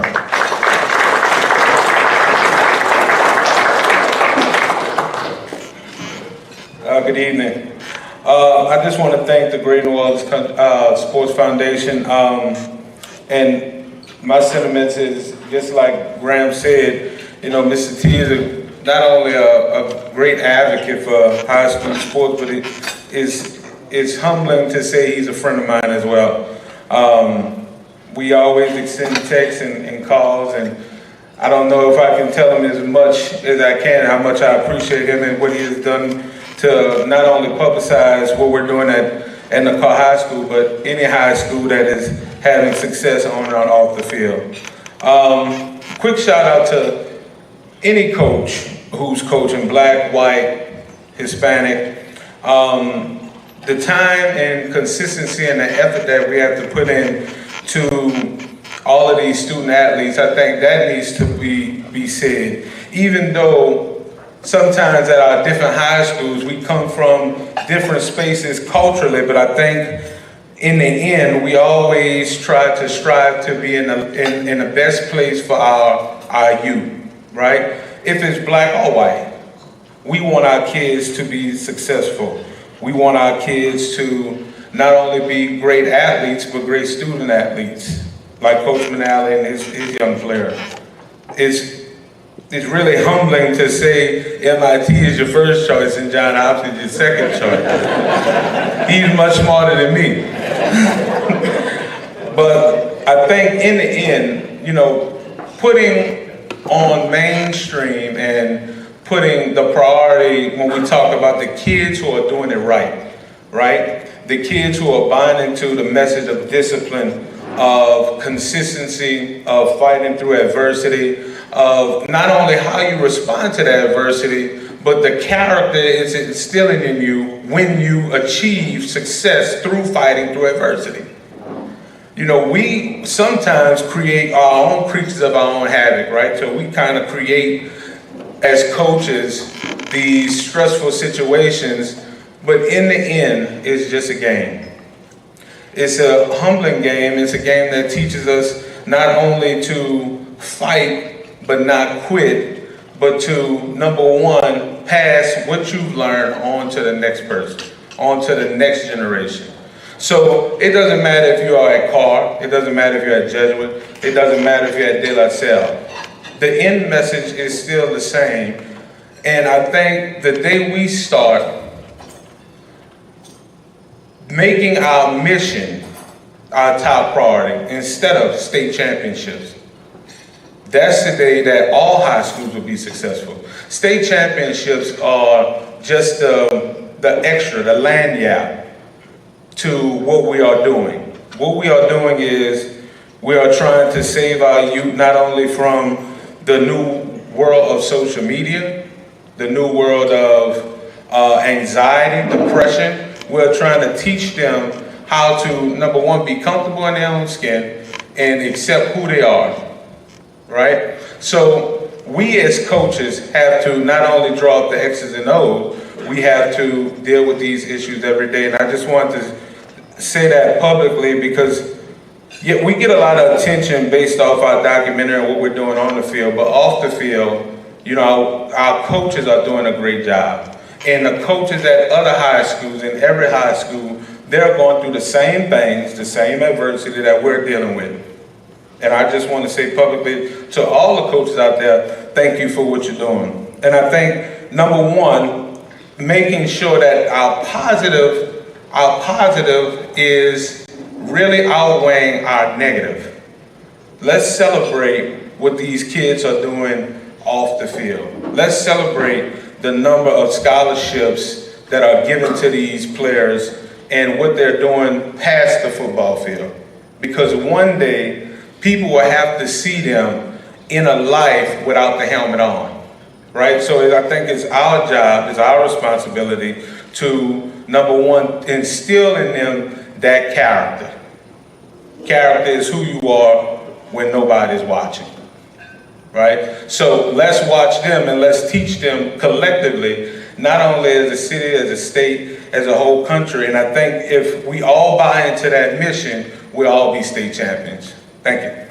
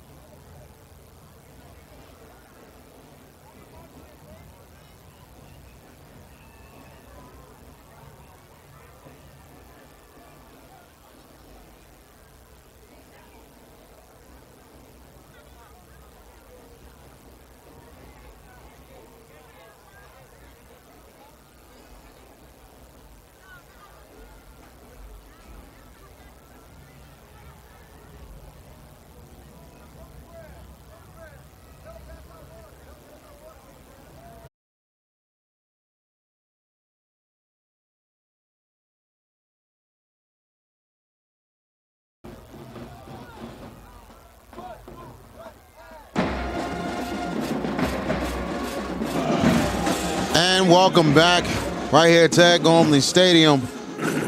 Your score 13-8. Edna Karr over St. Augustine. St. Augustine's driving and trying to get the lead. VK Jones and Ro Brown with you.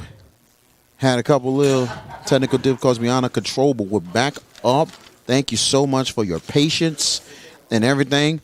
If you missed a couple things, we'll tell you some key plays right quick. And I tell you, Edna Karr with a big drive, and they get on the scoreboard. That's Dejon Smith. Dejon Smith scoring a 4-yard run. Let's get back into action on 2nd and goal. They're inside the 10. And here is Simmons back to pass. Simmons has pressure. Simmons will get away, going on the left side. Pump fakes. He's going to go to the end zone. Touchdown! Purple Knights! 10-yard touchdown for Simmons, who gets in there. Dawson Simmons with the dive. Purple Knights take their first lead of the game. Well, Dawson Simmons showing athletic ability like his father, Dalton Simmons, who was a good player at Arid, of course, and at the University of Colorado, but playing the quarterback position. And he got away from 10 yards out and scored. We're going to recap some of the scoring that you may have missed. Sorry for the technical difficulties. Looks like the Purple Knights who have already taken the lead now 14-13. They're going to go for 2. 2-point conversion coming up for the Purple Knights here. Up 1 point. 3 receivers in the shotgun for Simmons. Back to pass Simmons. He'll roll out here. Good! 2-point conversion. Good! Purple Knights extend the lead. 16-13. Monroe Dillon with the 2-point conversion. It's been a different game from the one we had in the first half, that's for certain, because it was 6-2 at the half. Sounded like a baseball score. And a drive that was only 2 minutes and 8 seconds by the Edna Karr Cougars. It was Dejon Smith with the score from 3 yards out. That touchdown was set up by a couple of big pass plays. John Johnson to number 14, that was Teron Francis. It was one of those big passes that set it up. And at the 7:13 mark of the third period, it was 13-2 Karr. But St. Aug came right back and took only 1 minute and 18 seconds to score to make it, 13-8. It was Terrell Franklin scoring from 9 yards out at the 5:44 mark. The try for 2 was no good. It was 13-8. Edna Karr with the lead. And then it was a big pass interception by St. Augustine that set up the score that you just saw. That was a 10-yard scramble by quarterback Dawson Simmons. The PAT was good. The pass from Simmons to, who was the pass to? It was to the 2-point conversion. And that was Dillon with that 2-point conversion. Dillon, okay. And that's where we stand now at 16-13. St. Augustine. That kickoff there went out of bounds. Go ahead, Ro. Continue. Oh, I was just saying at 16-13, St. Augustine, that's where we stand now. And Edna Karr with 1 minute and 56 seconds to go in the third period. Edna Karr will take off from the 35-yard line, 1st and 10. They're on 35. You missed some little bit of fireworks, but at the same time, man, this has been a really good game, ladies and gentlemen. We apologize that you missed some of it, but we're back, and we're going to give it to you the rest of the way. 6-2 at the half, so what? That means we've had, 21 points scored in this half? Yes. Okay. Well, in this quarter, and just 1 minute and 56 seconds left in this third quarter. 1st and 10 for Edna Karr. We got 4 receivers, make it 3 receivers this time, and the shotgun for John Johnson. They're inside the Karr 35. And they go with the pitch. The favorite going outside, and he's going to get a yard on the play. Waiting right there was Caleb Blanco. Desmond Favorite scored the first touchdown of this game on an 18-yard run. He picks up 1 yard on that play, however. Now 2nd down and 9 for Edna Karr. They got to get to their own 45 for a first down. Got 4 receivers, 3 to the left, 1 to the right. Favorite in the backfield with Johnson.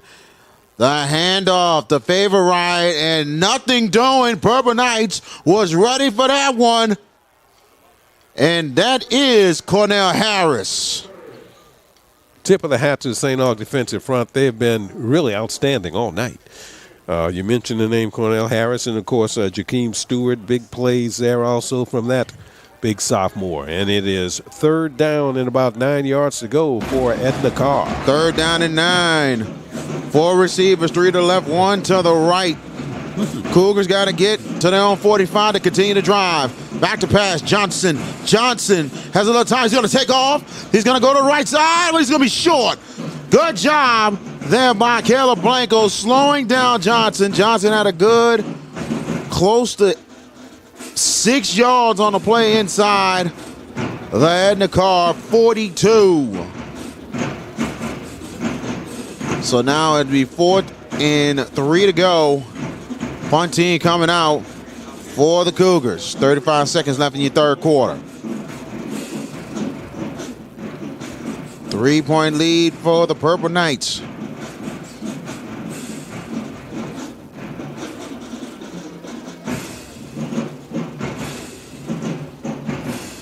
As Hunter waiting to punt. And a snap and a punt right there high is going to go to the sideline. Out of bounds, and it will start inside the Purple Knights 24-yard line. 1st and 10 for St. Augustine.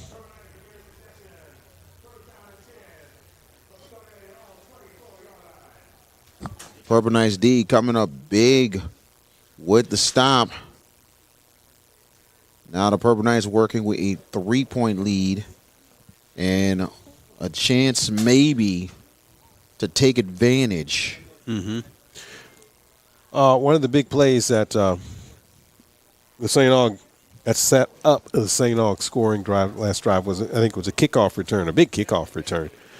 And we said special teams always has a lot to do with any game, especially if it's a close game like this one. Purple Knights leading 16-13. We are late, very late, less than half a minute to go in the 3rd quarter.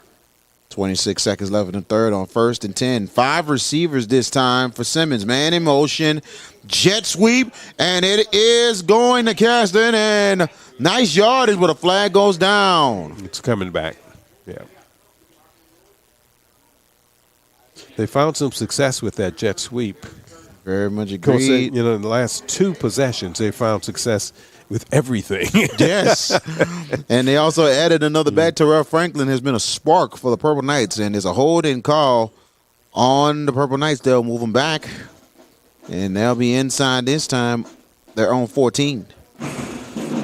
20 seconds left in your 3rd quarter. This time it'll be a 1st down and 20. Purple Knights got to get to their own 34 for the 1st down. 5 receivers this time. Now Simmons back to pass, throws it sideline, caught, and they're trying to break some tackles. Decent yards right there for Joshua Jackson. And that is the end of the 3rd quarter. Your score, the St. Augustine Purple Knights 16, the Edna Karr Cougars 13. Roe Brown, go ahead with the with the head right here. Tonight's coverage on Crescent City Sports is brought to you by Gibbs Construction, a leader in the construction industry in Louisiana and the Gulf Coast for more than 45 years, transforming dreams, visions, and plans into reality. Gibbs Construction. VK Jones and the legendary Roe Brown here at Tag Only Stadium as we're about to start the 4th quarter of play. Edna Karr getting into their 4th quarter mode. Purple Knights a 3-point lead, 16-13. And out of all the coaches going against, and actually former assistant coaches at Edna Karr, who's went against Edna Karr, and especially Coach Bryce Brown, the only coach that has been successful has been Nick Foster. He has had a victory against Edna Karr in 2020. And he is in a little bit of a driver's seat with a 3-point lead. But can the Purple Knights hold on? Yep. It's that, Edna Karr, when you have a lot of success and you have sustained success as Edna Karr has had, you develop a coaching tree. Where that tree comes from, you can say it comes from the earlier parts of Edna Karr with Don Watney. It's people who played there or played for him. And, you just got a lot of coaches who played football at Edna Karr who are coaching right now. Back to pass. On 1st and 20, rolling out is Simmons, wide open card. Good catch right there. And that is Malone, and that is Jackson with the catch. 1st and 10, Purple Knights. Dawson Simmons is getting outside the pocket now, and, he's a mobile guy. He's a good athlete, and he's getting outside the pocket and throws pretty well on the run. That was a nicely thrown pass to the Tulane recruit, Josh Jackson. Very much agree. 1st and 10, Purple Knights inside. They're on 41. And Simmons fakes it, going to the right, but nothing doing. I got to laugh, too. Good move. He planted that foot in the ground and got away, but couldn't get away when one of the Shaw defenders grabbed him by his jersey. You need a tearaway jersey, man. And they don't have those anymore. And that's Corey Adams. Corey Adams said, as Karr takes the lead right back, 19-16. It's either Dennis or Tyrone Wilson. Tyrone Wilson. Tyrone Wilson. Correction on that one. Yep. Extra point up, and it is good. 20-16 Cougars. 10-19 left in your ball game. A lightning strike, a one-play drive, 29 yards. Going up top, John Johnson, the quarterback, to Tyrone Wilson. And the Cougars have the lead again. Extra point is good, and it's 20-16 at this point. Wow. That's huge right there. And Karr can strike at any time. Anytime. Especially in tight games. Yep, and that shows. It was a nicely thrown pass and, got behind the defender there, and we have I guess that was our first big touchdown play, but it was a pretty big one because it's from 29 yards out. Absolutely. So now it's amazing when we think of how little action we had in the first half, but that's how some games are. Yep, and now we have a 20-16 game. More like the game we thought we would have in the first half. Absolutely. Now let's see if the Purple Knights can answer here. Plenty of time with 10-19. Jaden Hunter will kick it off for the Karr Cougars. Waiting for the Purple Knights, Keith Hill and Leondale Caston. And here we go. The kick is high. They'll say get away from the ball. Goes right in the end zone. Touchback. Purple Knights will start inside the 20. Okay, it'd be interesting to see because St. August really found something offensively. They've been able to move the ball on Karr in the second half. I think they were forced to punt the last time. But other than that, they've really had their way offensively with the Karr Cougars in the second half. Very much agreed there. Dawson Simmons has been able to get out of the pocket. They've been able to, run, move the ball on the ground. They've been able to do some business by air, most of that going from Dawson Simmons to Josh Jackson. And here we go here, 1st and 10 for the Purple Knights inside the 20-yard line. 3 receiver sets. And the handoff is Gray. And he's only going to get a yard on the play, Moses Gray Jr. And now that'll be 2nd down. 2nd and 9 for the Purple Knights.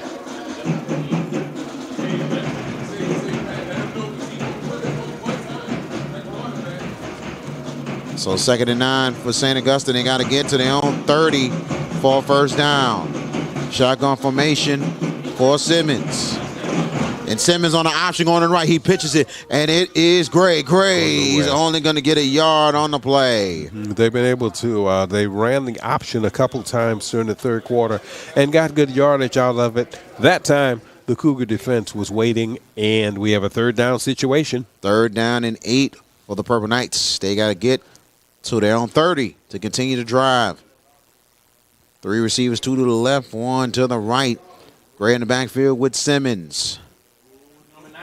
Look like a blitz might be coming. Here comes the blitz. Simmons gonna go deep. And it is, out of bounds. Yep. No flags on the play on that one at all. So it'll be 4th down for the Purple Knights. And the punt team will come out. Big defensive possession for the Cougars on that one. They needed to stop St. Aug if they wanted to continue with the momentum that they have. And now the Purple Knights will have to punt to Edna Karr, and gets that man back there again, number 3, Tyrone Wilson, who's standing waiting at midfield. Miguel Whitley back to punt for the Purple Knights.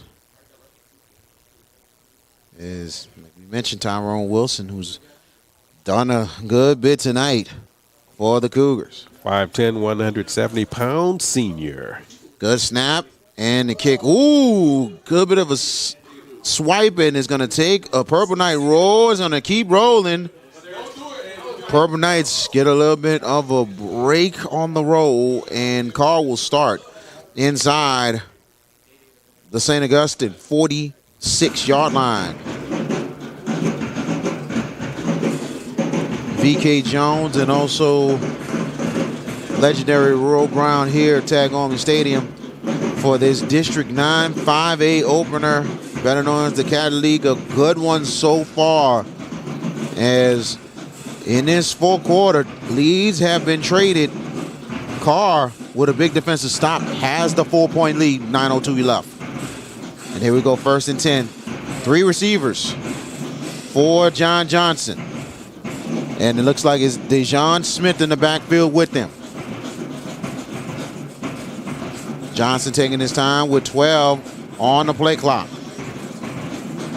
Now Johnson back to pass. He's going to throw it deep, right side, and incomplete. That was intended for Teron Francis. One-on-one coverage. Charles Gurley on the coverage for Charles Gurley III on the coverage for the Purple Knights. With number 14, Teron Francis. And it looked like Francis tried to do a little one-handed catch there. Yes. That's how it appeared to me. He may have had a better chance if he tried to catch it with both hands. 2nd and 10 for the Cougars. Is inside the 46. Handoff, and it's a keeper. Here comes Johnson. 1st down and more. 25, 20 out of bounds. Flag is on the play. Ooh, could be potentially a holding call. That could be big there. That could push some things back for Karr. Illegal block or something. It's an unusual spot to see that flag come out. And Bryce Brown wants an explanation. He wants an explanation on that one. Holding on Edna Karr. That's going to push them back. Yeah, that was a big 1st down there. Good play call there. It's John Johnson with the keeper. Not really. He's mobile, but he's more of the passer. But man, that was a big play. That play covered 26 yards, and now you're going to have to chop some of that yardage off because of that holding call. But the Cougars will have it 1st and 10 at the St. Aug 29-yard line. 1st and 10 for the Cougars. 3 receiver sets, 2 to the left and 1 to the right. And Smith in the backfield with John Johnson. Johnson back to pass. Johnson throws slant and caught. Good catch right there. And this time it is Raji Dennis. Yep, Raji with Dennis. The catch. They do that. They execute that slant pattern so well, the Karr Cougars do. Yeah, I think we have a timeout on the field. Is somebody down? Yeah, got an injured player there on the field. Yes. But they execute that slant pattern so well. I mean, you can tell they put a lot of work into that one. And it came through for them on that one. That was It was Rajay Dennis, and who I don't think we called his name. I don't think we tonight. called his name tonight. Come to think of it, I mean, he's very, very talented receiver, and you usually call his name at some point when you're watching a Karr game. But it's the first time I think we've heard him. Yes, but it was a well-executed play right there for a first down, a big-time play, and now they're inside the 20-yard line. And coming off the field for the Purple Knights, and that's Clinton Hill as he walks off his own power. And, defensive back. Huh? Yep. Mm-hmm. And John Johnson doing pretty good for the Edna Karr Cougars. And he's John Johnson III. He's the son of John Johnson Jr., who was the starting quarterback that led Old Perry Walker to the state championship game against John Curtis, and also the offensive coordinator to help Landry Walker take home a state championship. Yep. And actually, John Johnson's on the staff. 1st and 10. Johnson back to pass, pump fakes. He throws it, caught. Good catch and follow. Positive yards right there. And that is Francis with the catch. The man-child with the catch for the Cougars. A little roll to the right by the quarterback, Johnson, and hits his receiver cutting out, and it's, pretty much like a running play. I guess they got maybe 3 or 4 yards on 3 yards on that one. So 2nd and 7 for Karr as they're inside the Purple Knights 13. 8 minutes left in your ball game. 4 receivers, man in motion. Johnson will try to keep going to the right side. He has a lane. Credit the Purple Knights slowing him down. We've got another flag on the play. I think we're going to be backing up the Cougars once again. Christian Pritchard slowing down John Johnson. First time we hearing his name tonight. Pritchard being highly recruited by Georgia Tech and a lot of other schools as well. Engineers interested, eh? Yes. Over at the Rambling Wreck. Holding the call for Edna Karr, and we'll push them back. We thank you for joining us here tonight on Crescent City Sports Prep Football. And we'll be back next week. We will be in Belle Chase on Friday night. There will be the Belle Chase Cardinals taking on the Franklinton Demons. I will have the call, and Wade Kaiser will be working with me next week. I'm looking forward to being with him next week. He does some great work. It's going to be fun. Now, 2nd down and make it 16 to go for Karr. Back to pass. Johnson. He'll throw it. And in and out the hands. Incomplete. Threw it behind him. The receiver had to turn around and try to catch it. He probably would have been out of bounds because he had to do that. But, once again, a pass of better accuracy would have been 6. Tyrone Wilson, the intended receiver. Make it Brian Sanchez intended for. So, man, they got a lot of weapons and they use them everywhere. Now 3rd down and make it 16 to go. They got to get to the 7-yard line for Edna Karr. They're inside the Purple Knights 23. Back to pass Johnson. Johnson slant incomplete. It'll be 4th down. Off the mark on that one. Another slant pattern. Further up the field on that one, however, and couldn't connect, and we're going to have a 4th down situation. And what's the official doing? Okay, just getting new ball. That's all. 4 down territory for Edna Karr, and they're going for it. They got to get to the 7-yard line for 1st and goal. 3 wide receivers. Johnson. Back to pass. Johnson pump fakes. Johnson, pressure coming. And he gets away. And they got him. Jakeem Stewart knocks it down. And guess what? Purple Knights will have possession. There's the man-child, if you want to call him that. The other man-child. My goodness. Jakeem Stewart with the sack. That's a big play. That could be the biggest play of this ball game. We've got 7:29 left, and St. Aug needed a stop, and they got it. Huge pressure by Warren Roberts, who set it up, and then all of a sudden, here comes Jakeem Stewart finishing it off. Stewart has played an outstanding game tonight. Not just the tackles that we've seen him make, but he's been able to affect the line of scrimmage. A lot of times there are defensive tackles who are defensive linemen who may not make a lot of tackles, but he's an end. He's not somebody who's in the middle, but they have to pay attention to him. And sometimes they have to pay attention to him. They really do. First and 10. Even when he wasn't in the play. Purple Knights on the 1st and 10, and here is Simmons. He's going to throw it deep. And wide open, Karr! Good catch! Purple Knights on the move. The Surge, they keep going. 1st and goal. Purple Knights inside the 8. My goodness. Dawson Simmons, Mike Malone with a big catch. Simmons to Malone. The defensive back took a poor angle. He looked like he was in position. Correction, Joshua Jackson on the catch. Josh Jackson, the Tulane commit. He was in position to make the interception and took a poor angle, and Jackson got it and took it away. 1st and goal. Purple Knights turning up, trying to go to the left side. Karr was ready on that one as Caston was the ball carrier. So we had a loss on that play. Yeah, they lose some yardage on that play. Anyway, it's 2nd down, and they are just inside the 10-yard line. Clock ticking, 6:35 to go. Still lots of time. Karr by 4, 20-16. But Purple Knights threatening. Purple Knights on 2nd and 10, 2nd and goal inside the 10-yard line. Making 4 receivers says this time.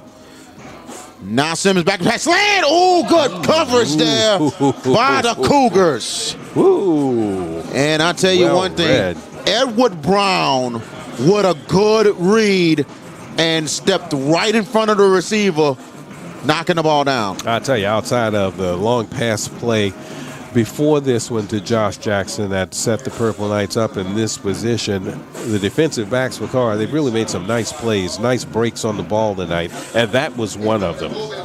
And now 3rd and goal for the Purple Knights inside the 10, back to, fumble. Simmons will pick it up. He'll roll out. He's going to take off. He's going to go to the end zone. Oh, he's close. Down inside. He fumbled. And he fumbled it. Wait a minute. Here comes the Purple Knights. And here comes the Cougars. Cougars is going to take it. Then they're going to go all the way. That could be 98 yards. Fumble return touchdown, Cougars. My goodness. And there's a flag down, but is it going to count? Wow. And I believe that is Taj Butler who picked it up, scoop and score, but does it count? Nobody outside contain on that. Nobody. And the officials. What we going back here? And actually, we see 2 flags on the field. We see 1 flag that is near by the 4-yard line. There's another flag nearby the 42-yard line. So we're going to get an explanation here of what's going on here, because Dawson picked up the fumble. He scrambled, went to the right side. He tried to get the end zone. He gets hit. Then all of a sudden, fumble. And then here comes Karr, who rumbles the stumble, gets it in. Let's see.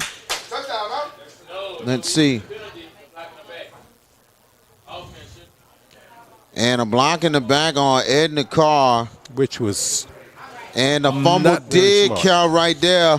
And the Edna Karr Cougars will get it. They survive big time on that one. Well, not yet. 5:53 to go in the ball game. And I'm going to tell you, my question was, where was the block in the back? Because I did not see anybody. You saw it? Okay. Yeah, I saw it. Okay. And it was unnecessary. Okay. It was somebody who was he may have been 10 yards behind the gentleman who picked up the scoop. Probably so. Yeah, no, he was. I saw it. No. I agree. I'm saying probably so, as in, well, that happens sometimes because when you're in a return, especially interception or fumble, somebody unexpectedly. No, this wasn't unexpected. No. I saw this. This was not unexpected, okay? I'm sure that he's going to be spoken to by Bryce Brown later on in the week because it really, I mean, it's obvious. It's obvious. He was behind the guy. No, I believe you. I'm just saying, as in, the kid might have thought it was accidental. Like, no, he didn't. No. We got a timeout on the field. This will be the hydration break, final one of the ball game in the fourth quarter. 5:53. It's the hydration. There you go. Yeah, let's pick anyone here. Well, tonight's coverage of Crescent City Sports is brought to you by the Lamarck Motor Company in Kenner. The Lamarck Pre-Owned has a huge selection of pre-owned vehicles, all makes and models. We have great deals for under $12,000. Must be a reason. Must be a reason. Yes, sir. 5:53 to go, ladies and gentlemen. Karr, 20. St. Augustine, 16. And they are holding on to the lead here, and I believe Purple Knights have 2 timeouts, I believe, remaining. Karr has all 3. Roll, this has been a very, very good one tonight. I definitely feel much, much better. Because last year, it was, I mean, man, Edna Karr was just all over the place last season. This time, credit to Purple Knights. They came to play. Both teams playing outstanding tonight. 1st and 10 for Karr. They're inside the 33-yard line. The handoff, and his favorite, who has a left side, and he gets a first and a little more. And that is Desmond Favorite with a good run, 1st and 10 for Edna Karr. Favorite scored the first touchdown of this contest, as we mentioned, way back in the first quarter. An 18-yard run, untouched because of good blocking. And then that when he runs for our first down to keep this drive going. Now 1st and 10, now they're inside the Karr 47. 4 receivers, 3 to the right and 1 to the left.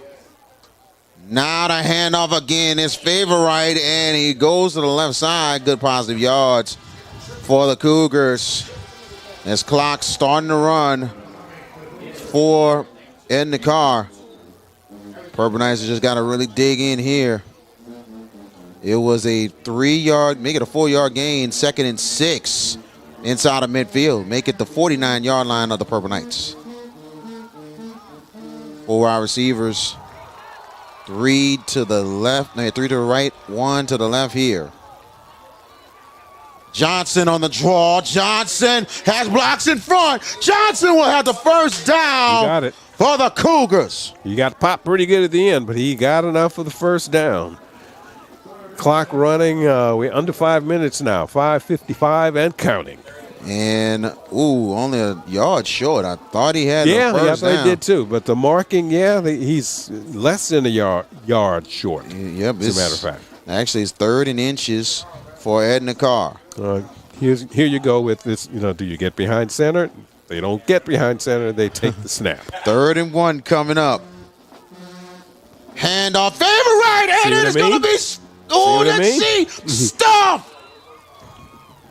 What a job by the Purple Knights interior.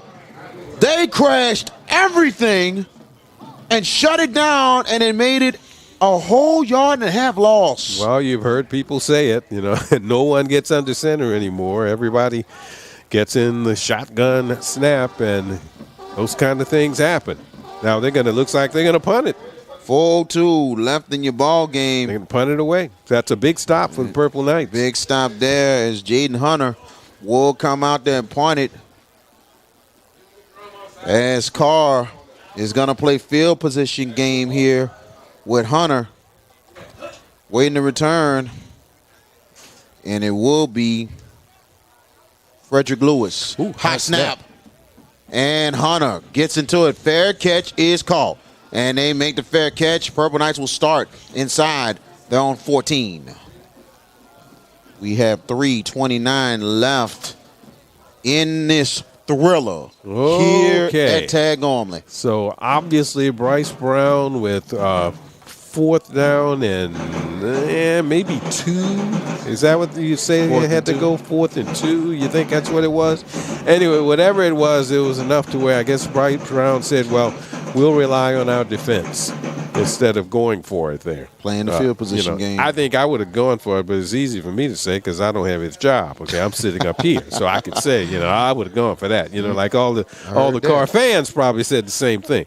But Coach Brown, he's won a few championships, so I guess I got to listen to him. 3:29 to go, big drive. St. Aug trailing by 4 with the ball. 5 wide receiver sets, shotgun formation, and here's a jet sweep and a good, nice, positive run for the Purple Knights. And they're going to get a good 2-3 yards on the play. And that is Caston on the jet sweep. Yeah, I'd have to agree with the assistant coaches. I heard there was a hold out there on the flank, but a lot of things don't get called. Yeah, exactly. I definitely agree with that. Second down. 2nd and 8. 5 receivers once again for the Purple Knights. I thought they were going to call it, to tell you the truth. Yeah, I thought so too. Simmons back to pass. Pressure's coming. Simmons gets down right there. And the big man that we was waiting to call all night, Richard Anderson, with the tackle. The 338-pound 10th grader. Yep. His first big tackle of the night, and boy, is it big. Dawson Simmons, he's been doing that. He's been able to do that. It's not really a quarterback draw. He breaks out of the pocket, being able to get out of containment and pick up yardage. And the Purple Knights have a player down on the ground. Looks like it's an offensive lineman. Yep, and it looks like it's number 75 for the Purple Knights, or is it 76? 76, Christian Strickland, who is down for the Purple Knights.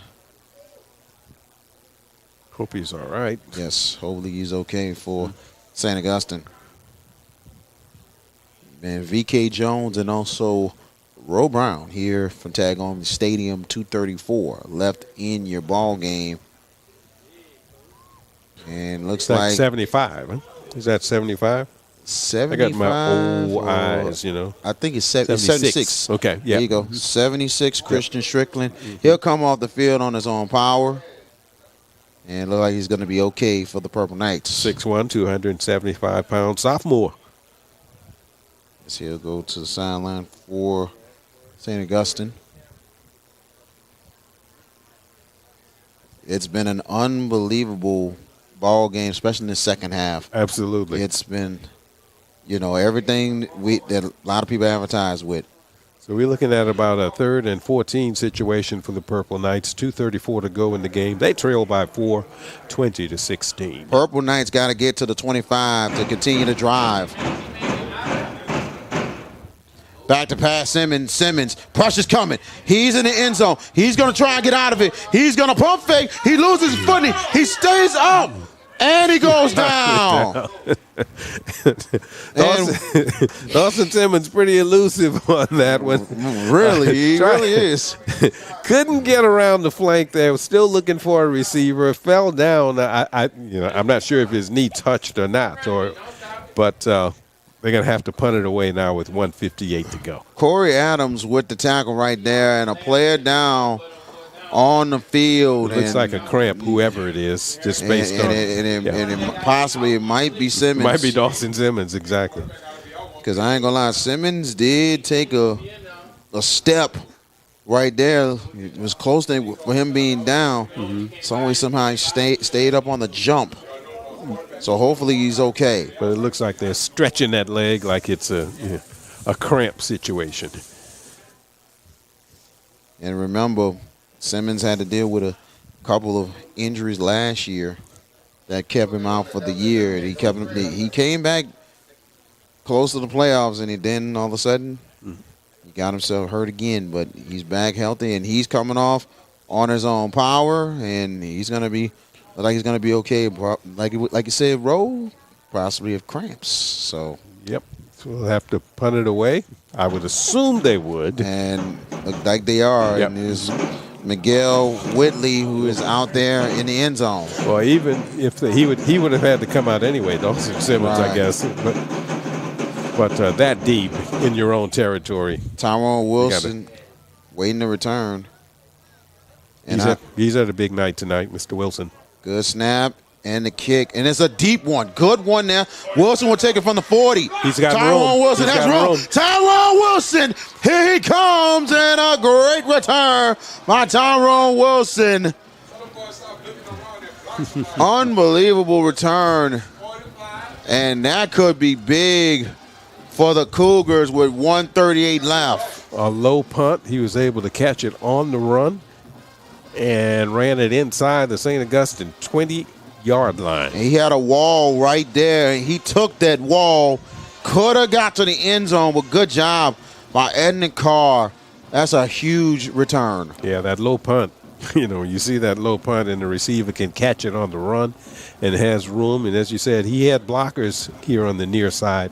He used those blockers and ran it all the way down to the 18-yard line. So the Cougars, with 1:38 to go in the contest and leading by 4, they're in business. There's an injured player on the field for the Purple Knights.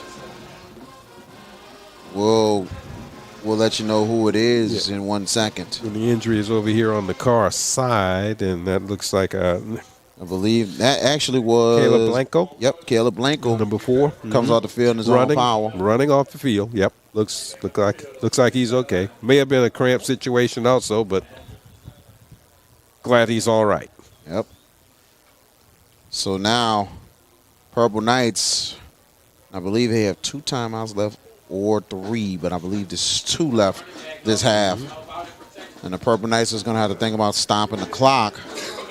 And the Karr is going to do what they can to try to get a couple first downs to run the clock out. Really, 1 first down to run the clock out if they could. Here we go.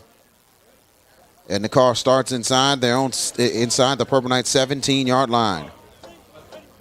1st and 10. 3 receivers, 2 to the left, 1 to the right. Johnson waiting on the snap. Johnson back to pass. He's going to throw it end zone. Karr! Touchdown! Edna Karr! They have put the icing on the cake with that one. 17 yards. John Johnson to the man-child himself, Tyron Francis. Well, lightning strikes again. I mean, this happened before, a previous touchdown here, after a big play, bam, they come up with the score. And in this case, it's an 18-yard score, and that should put it away. My goodness. 26-16. 26-16. To Tyron Francis. Yep. Hollywood the man-child. Actually, what we call it, Hollywood man-child and the crew. Absolutely. What a job by the offense tonight as Hunter will kick the extra point. Snap down, and the kick is up, and it's through. 132 left in your ball game. Edna Karr, 27. St. Augustine, 16 with 132 left. Well, in the end, and it looks like this is the end, as you said, with 132 to go in the contest. A big play from your quarterback and your receiver, your primary receiver. And I'm not sure if I call him a primary receiver because they have so much talent there on the flank in that offense for the Edna Karr Cougars. Tip of the hat, really, to the St. Augustine Purple Knights. I mean, they did a really good job tonight. Yes, absolutely. They played a ball game tonight. Yeah, and I got to mention that because at the beginning I said, will this be a year where they'll just run through the Catholic League again like they did last year in their first year in it, the Karr Cougars, if they would do that? And, the first game of the year, this is the closest game that they've ever had in the Catholic League. You got to say that. And so it's good prospects to look through. I mean, there's a lot of teams, of course, a lot of good teams in the Catholic League, and it'll be competitive again because last year, as far as Karr was concerned, it really wasn't competitive. All I'm going to tell you is this. I give a lot of credit to Bryce Brown. They went for the jugular, and they got it. So big time ups to Bryce Brown. He said, man, forget the clock. Let's put it away. Mm-hmm. Yep, they put it in the air. And that's what they like to do. Like I've always said, I remember saying this last year, an offensive lineman as a player, and it was coached offensive line, but his team and Purple Knight's got to pick this one up. Caston, there he goes. Caston, 1 man to beat. Caston will go out of bounds. Good run there. Lindell Caston, give him a lot of credit. Hey, what an effort by him tonight. Yeah, sometimes when you muff the kick as he did, it kind of opens up a lane for you because the people who are running down to defend on the kickoff, they kind of slow down and kind of, back off a little bit, whether they realize they're doing it or not. And I think that's what happened on that one. But an outstanding return by young Caston. 1st and 10 for the Purple Knights inside the Karr 45-yard line. I'll tell you one thing, if the Purple Knights can get a quick score, this thing is not over yet. Yep, they trail by 11, but if they could get a quick score, like Karr got quick scores after their turnovers, this could work the same way. And you see the Karr band getting up quickly. Trying to make some noise here. Here we go. 1st and 10 for the Purple Knights. 4 wide receivers this time. And Simmons back to pass. Pressure's coming. Simmons will step up. Simmons. Oh, goodness gracious. And they're going to say he was down. Richard Anderson he was once down. again. Did he go down? He was down. Woo! But yeah, the ball came out, but no, it wasn't a fumble. Yeah. Man, I tell you, that defensive Karr, when it comes down to it, they make the big plays when it matters. Clock ticking, 45 seconds left. Purple Knights have got to hurry on 2nd and 12. 40 seconds. Back to pass. Simmons has time. Simmons will go deep. Simmons is picked off. Actually incomplete. Hit the ground right there. Edward Brown, good coverage. Second time he's had his hands on a ball for a possible interception and didn't come up with it. But it was a good play by young Edward Brown. 31 seconds left, and Purple Knights really wasted some time on that one. So now 31 seconds, 3rd and 12 for St. Augustine. They got to get to the Karr 35 to continue to drive. But I think urgency's got to be right here for the Purple Knights, and quickly. 8 seconds on the play clock, 4 receivers, 2 on each side. Simmons. It's back to pass. Simmons looking. Simmons. Oh, goodness! Another sack for Edna Karr. Lyric Hawkins with the sack. Well, the defense is doing its part now. The offense showed signs of life in the second half for Edna Karr, and the defense is kind of closing things out. And a 4th down, 5 seconds, and St. Augustine's not going to call a timeout. And they're not going to get a playoff either. That is the ball game, ladies and gentlemen. The Edna Karr Cougars pull off a huge victory tonight, getting their first District 9 5A win. Final score, the Edna Karr Cougars 27, the St. Augustine Purple Knights 16. What a ball game tonight from Tad Gormley Stadium. Well, I guess you could wrap it up by saying Edna Karr is still undefeated in the Catholic League after a year and 1 game in perhaps the best district in the state of Louisiana, 9-5A. 27-16, they defeat the Purple Knights tonight, and both of these teams will definitely be playoff teams, I would say, and will do very well the rest of the year. St. Aug is, Edna Karr is now, 4-0 on the year, and St. Aug 2-2. But you'll be hearing a lot from both of these teams. Both are really good. Both are really well coached, and I can't wait to see them the rest of the year. Absolutely. We definitely appreciate you, Ro Brown. Well, thank you. I appreciate you having me. Great job tonight, man. Thank you. And to the Merritt brothers. Come back, Wade.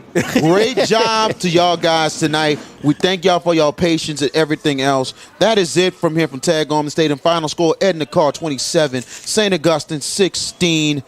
And thank you for joining us for Crescent City Sports. We'll have more high school action next week. Friday night will be Franklinton, Bell Chase at Bell Chase. Myself and Wade Kaiser will have the call. Visit CrescentCitySports.com for the latest updates on our streaming schedule. For Ro Brown and our entire Crescent City Sports production team, I'm VK Jones. So long from Tad Gormley Stadium.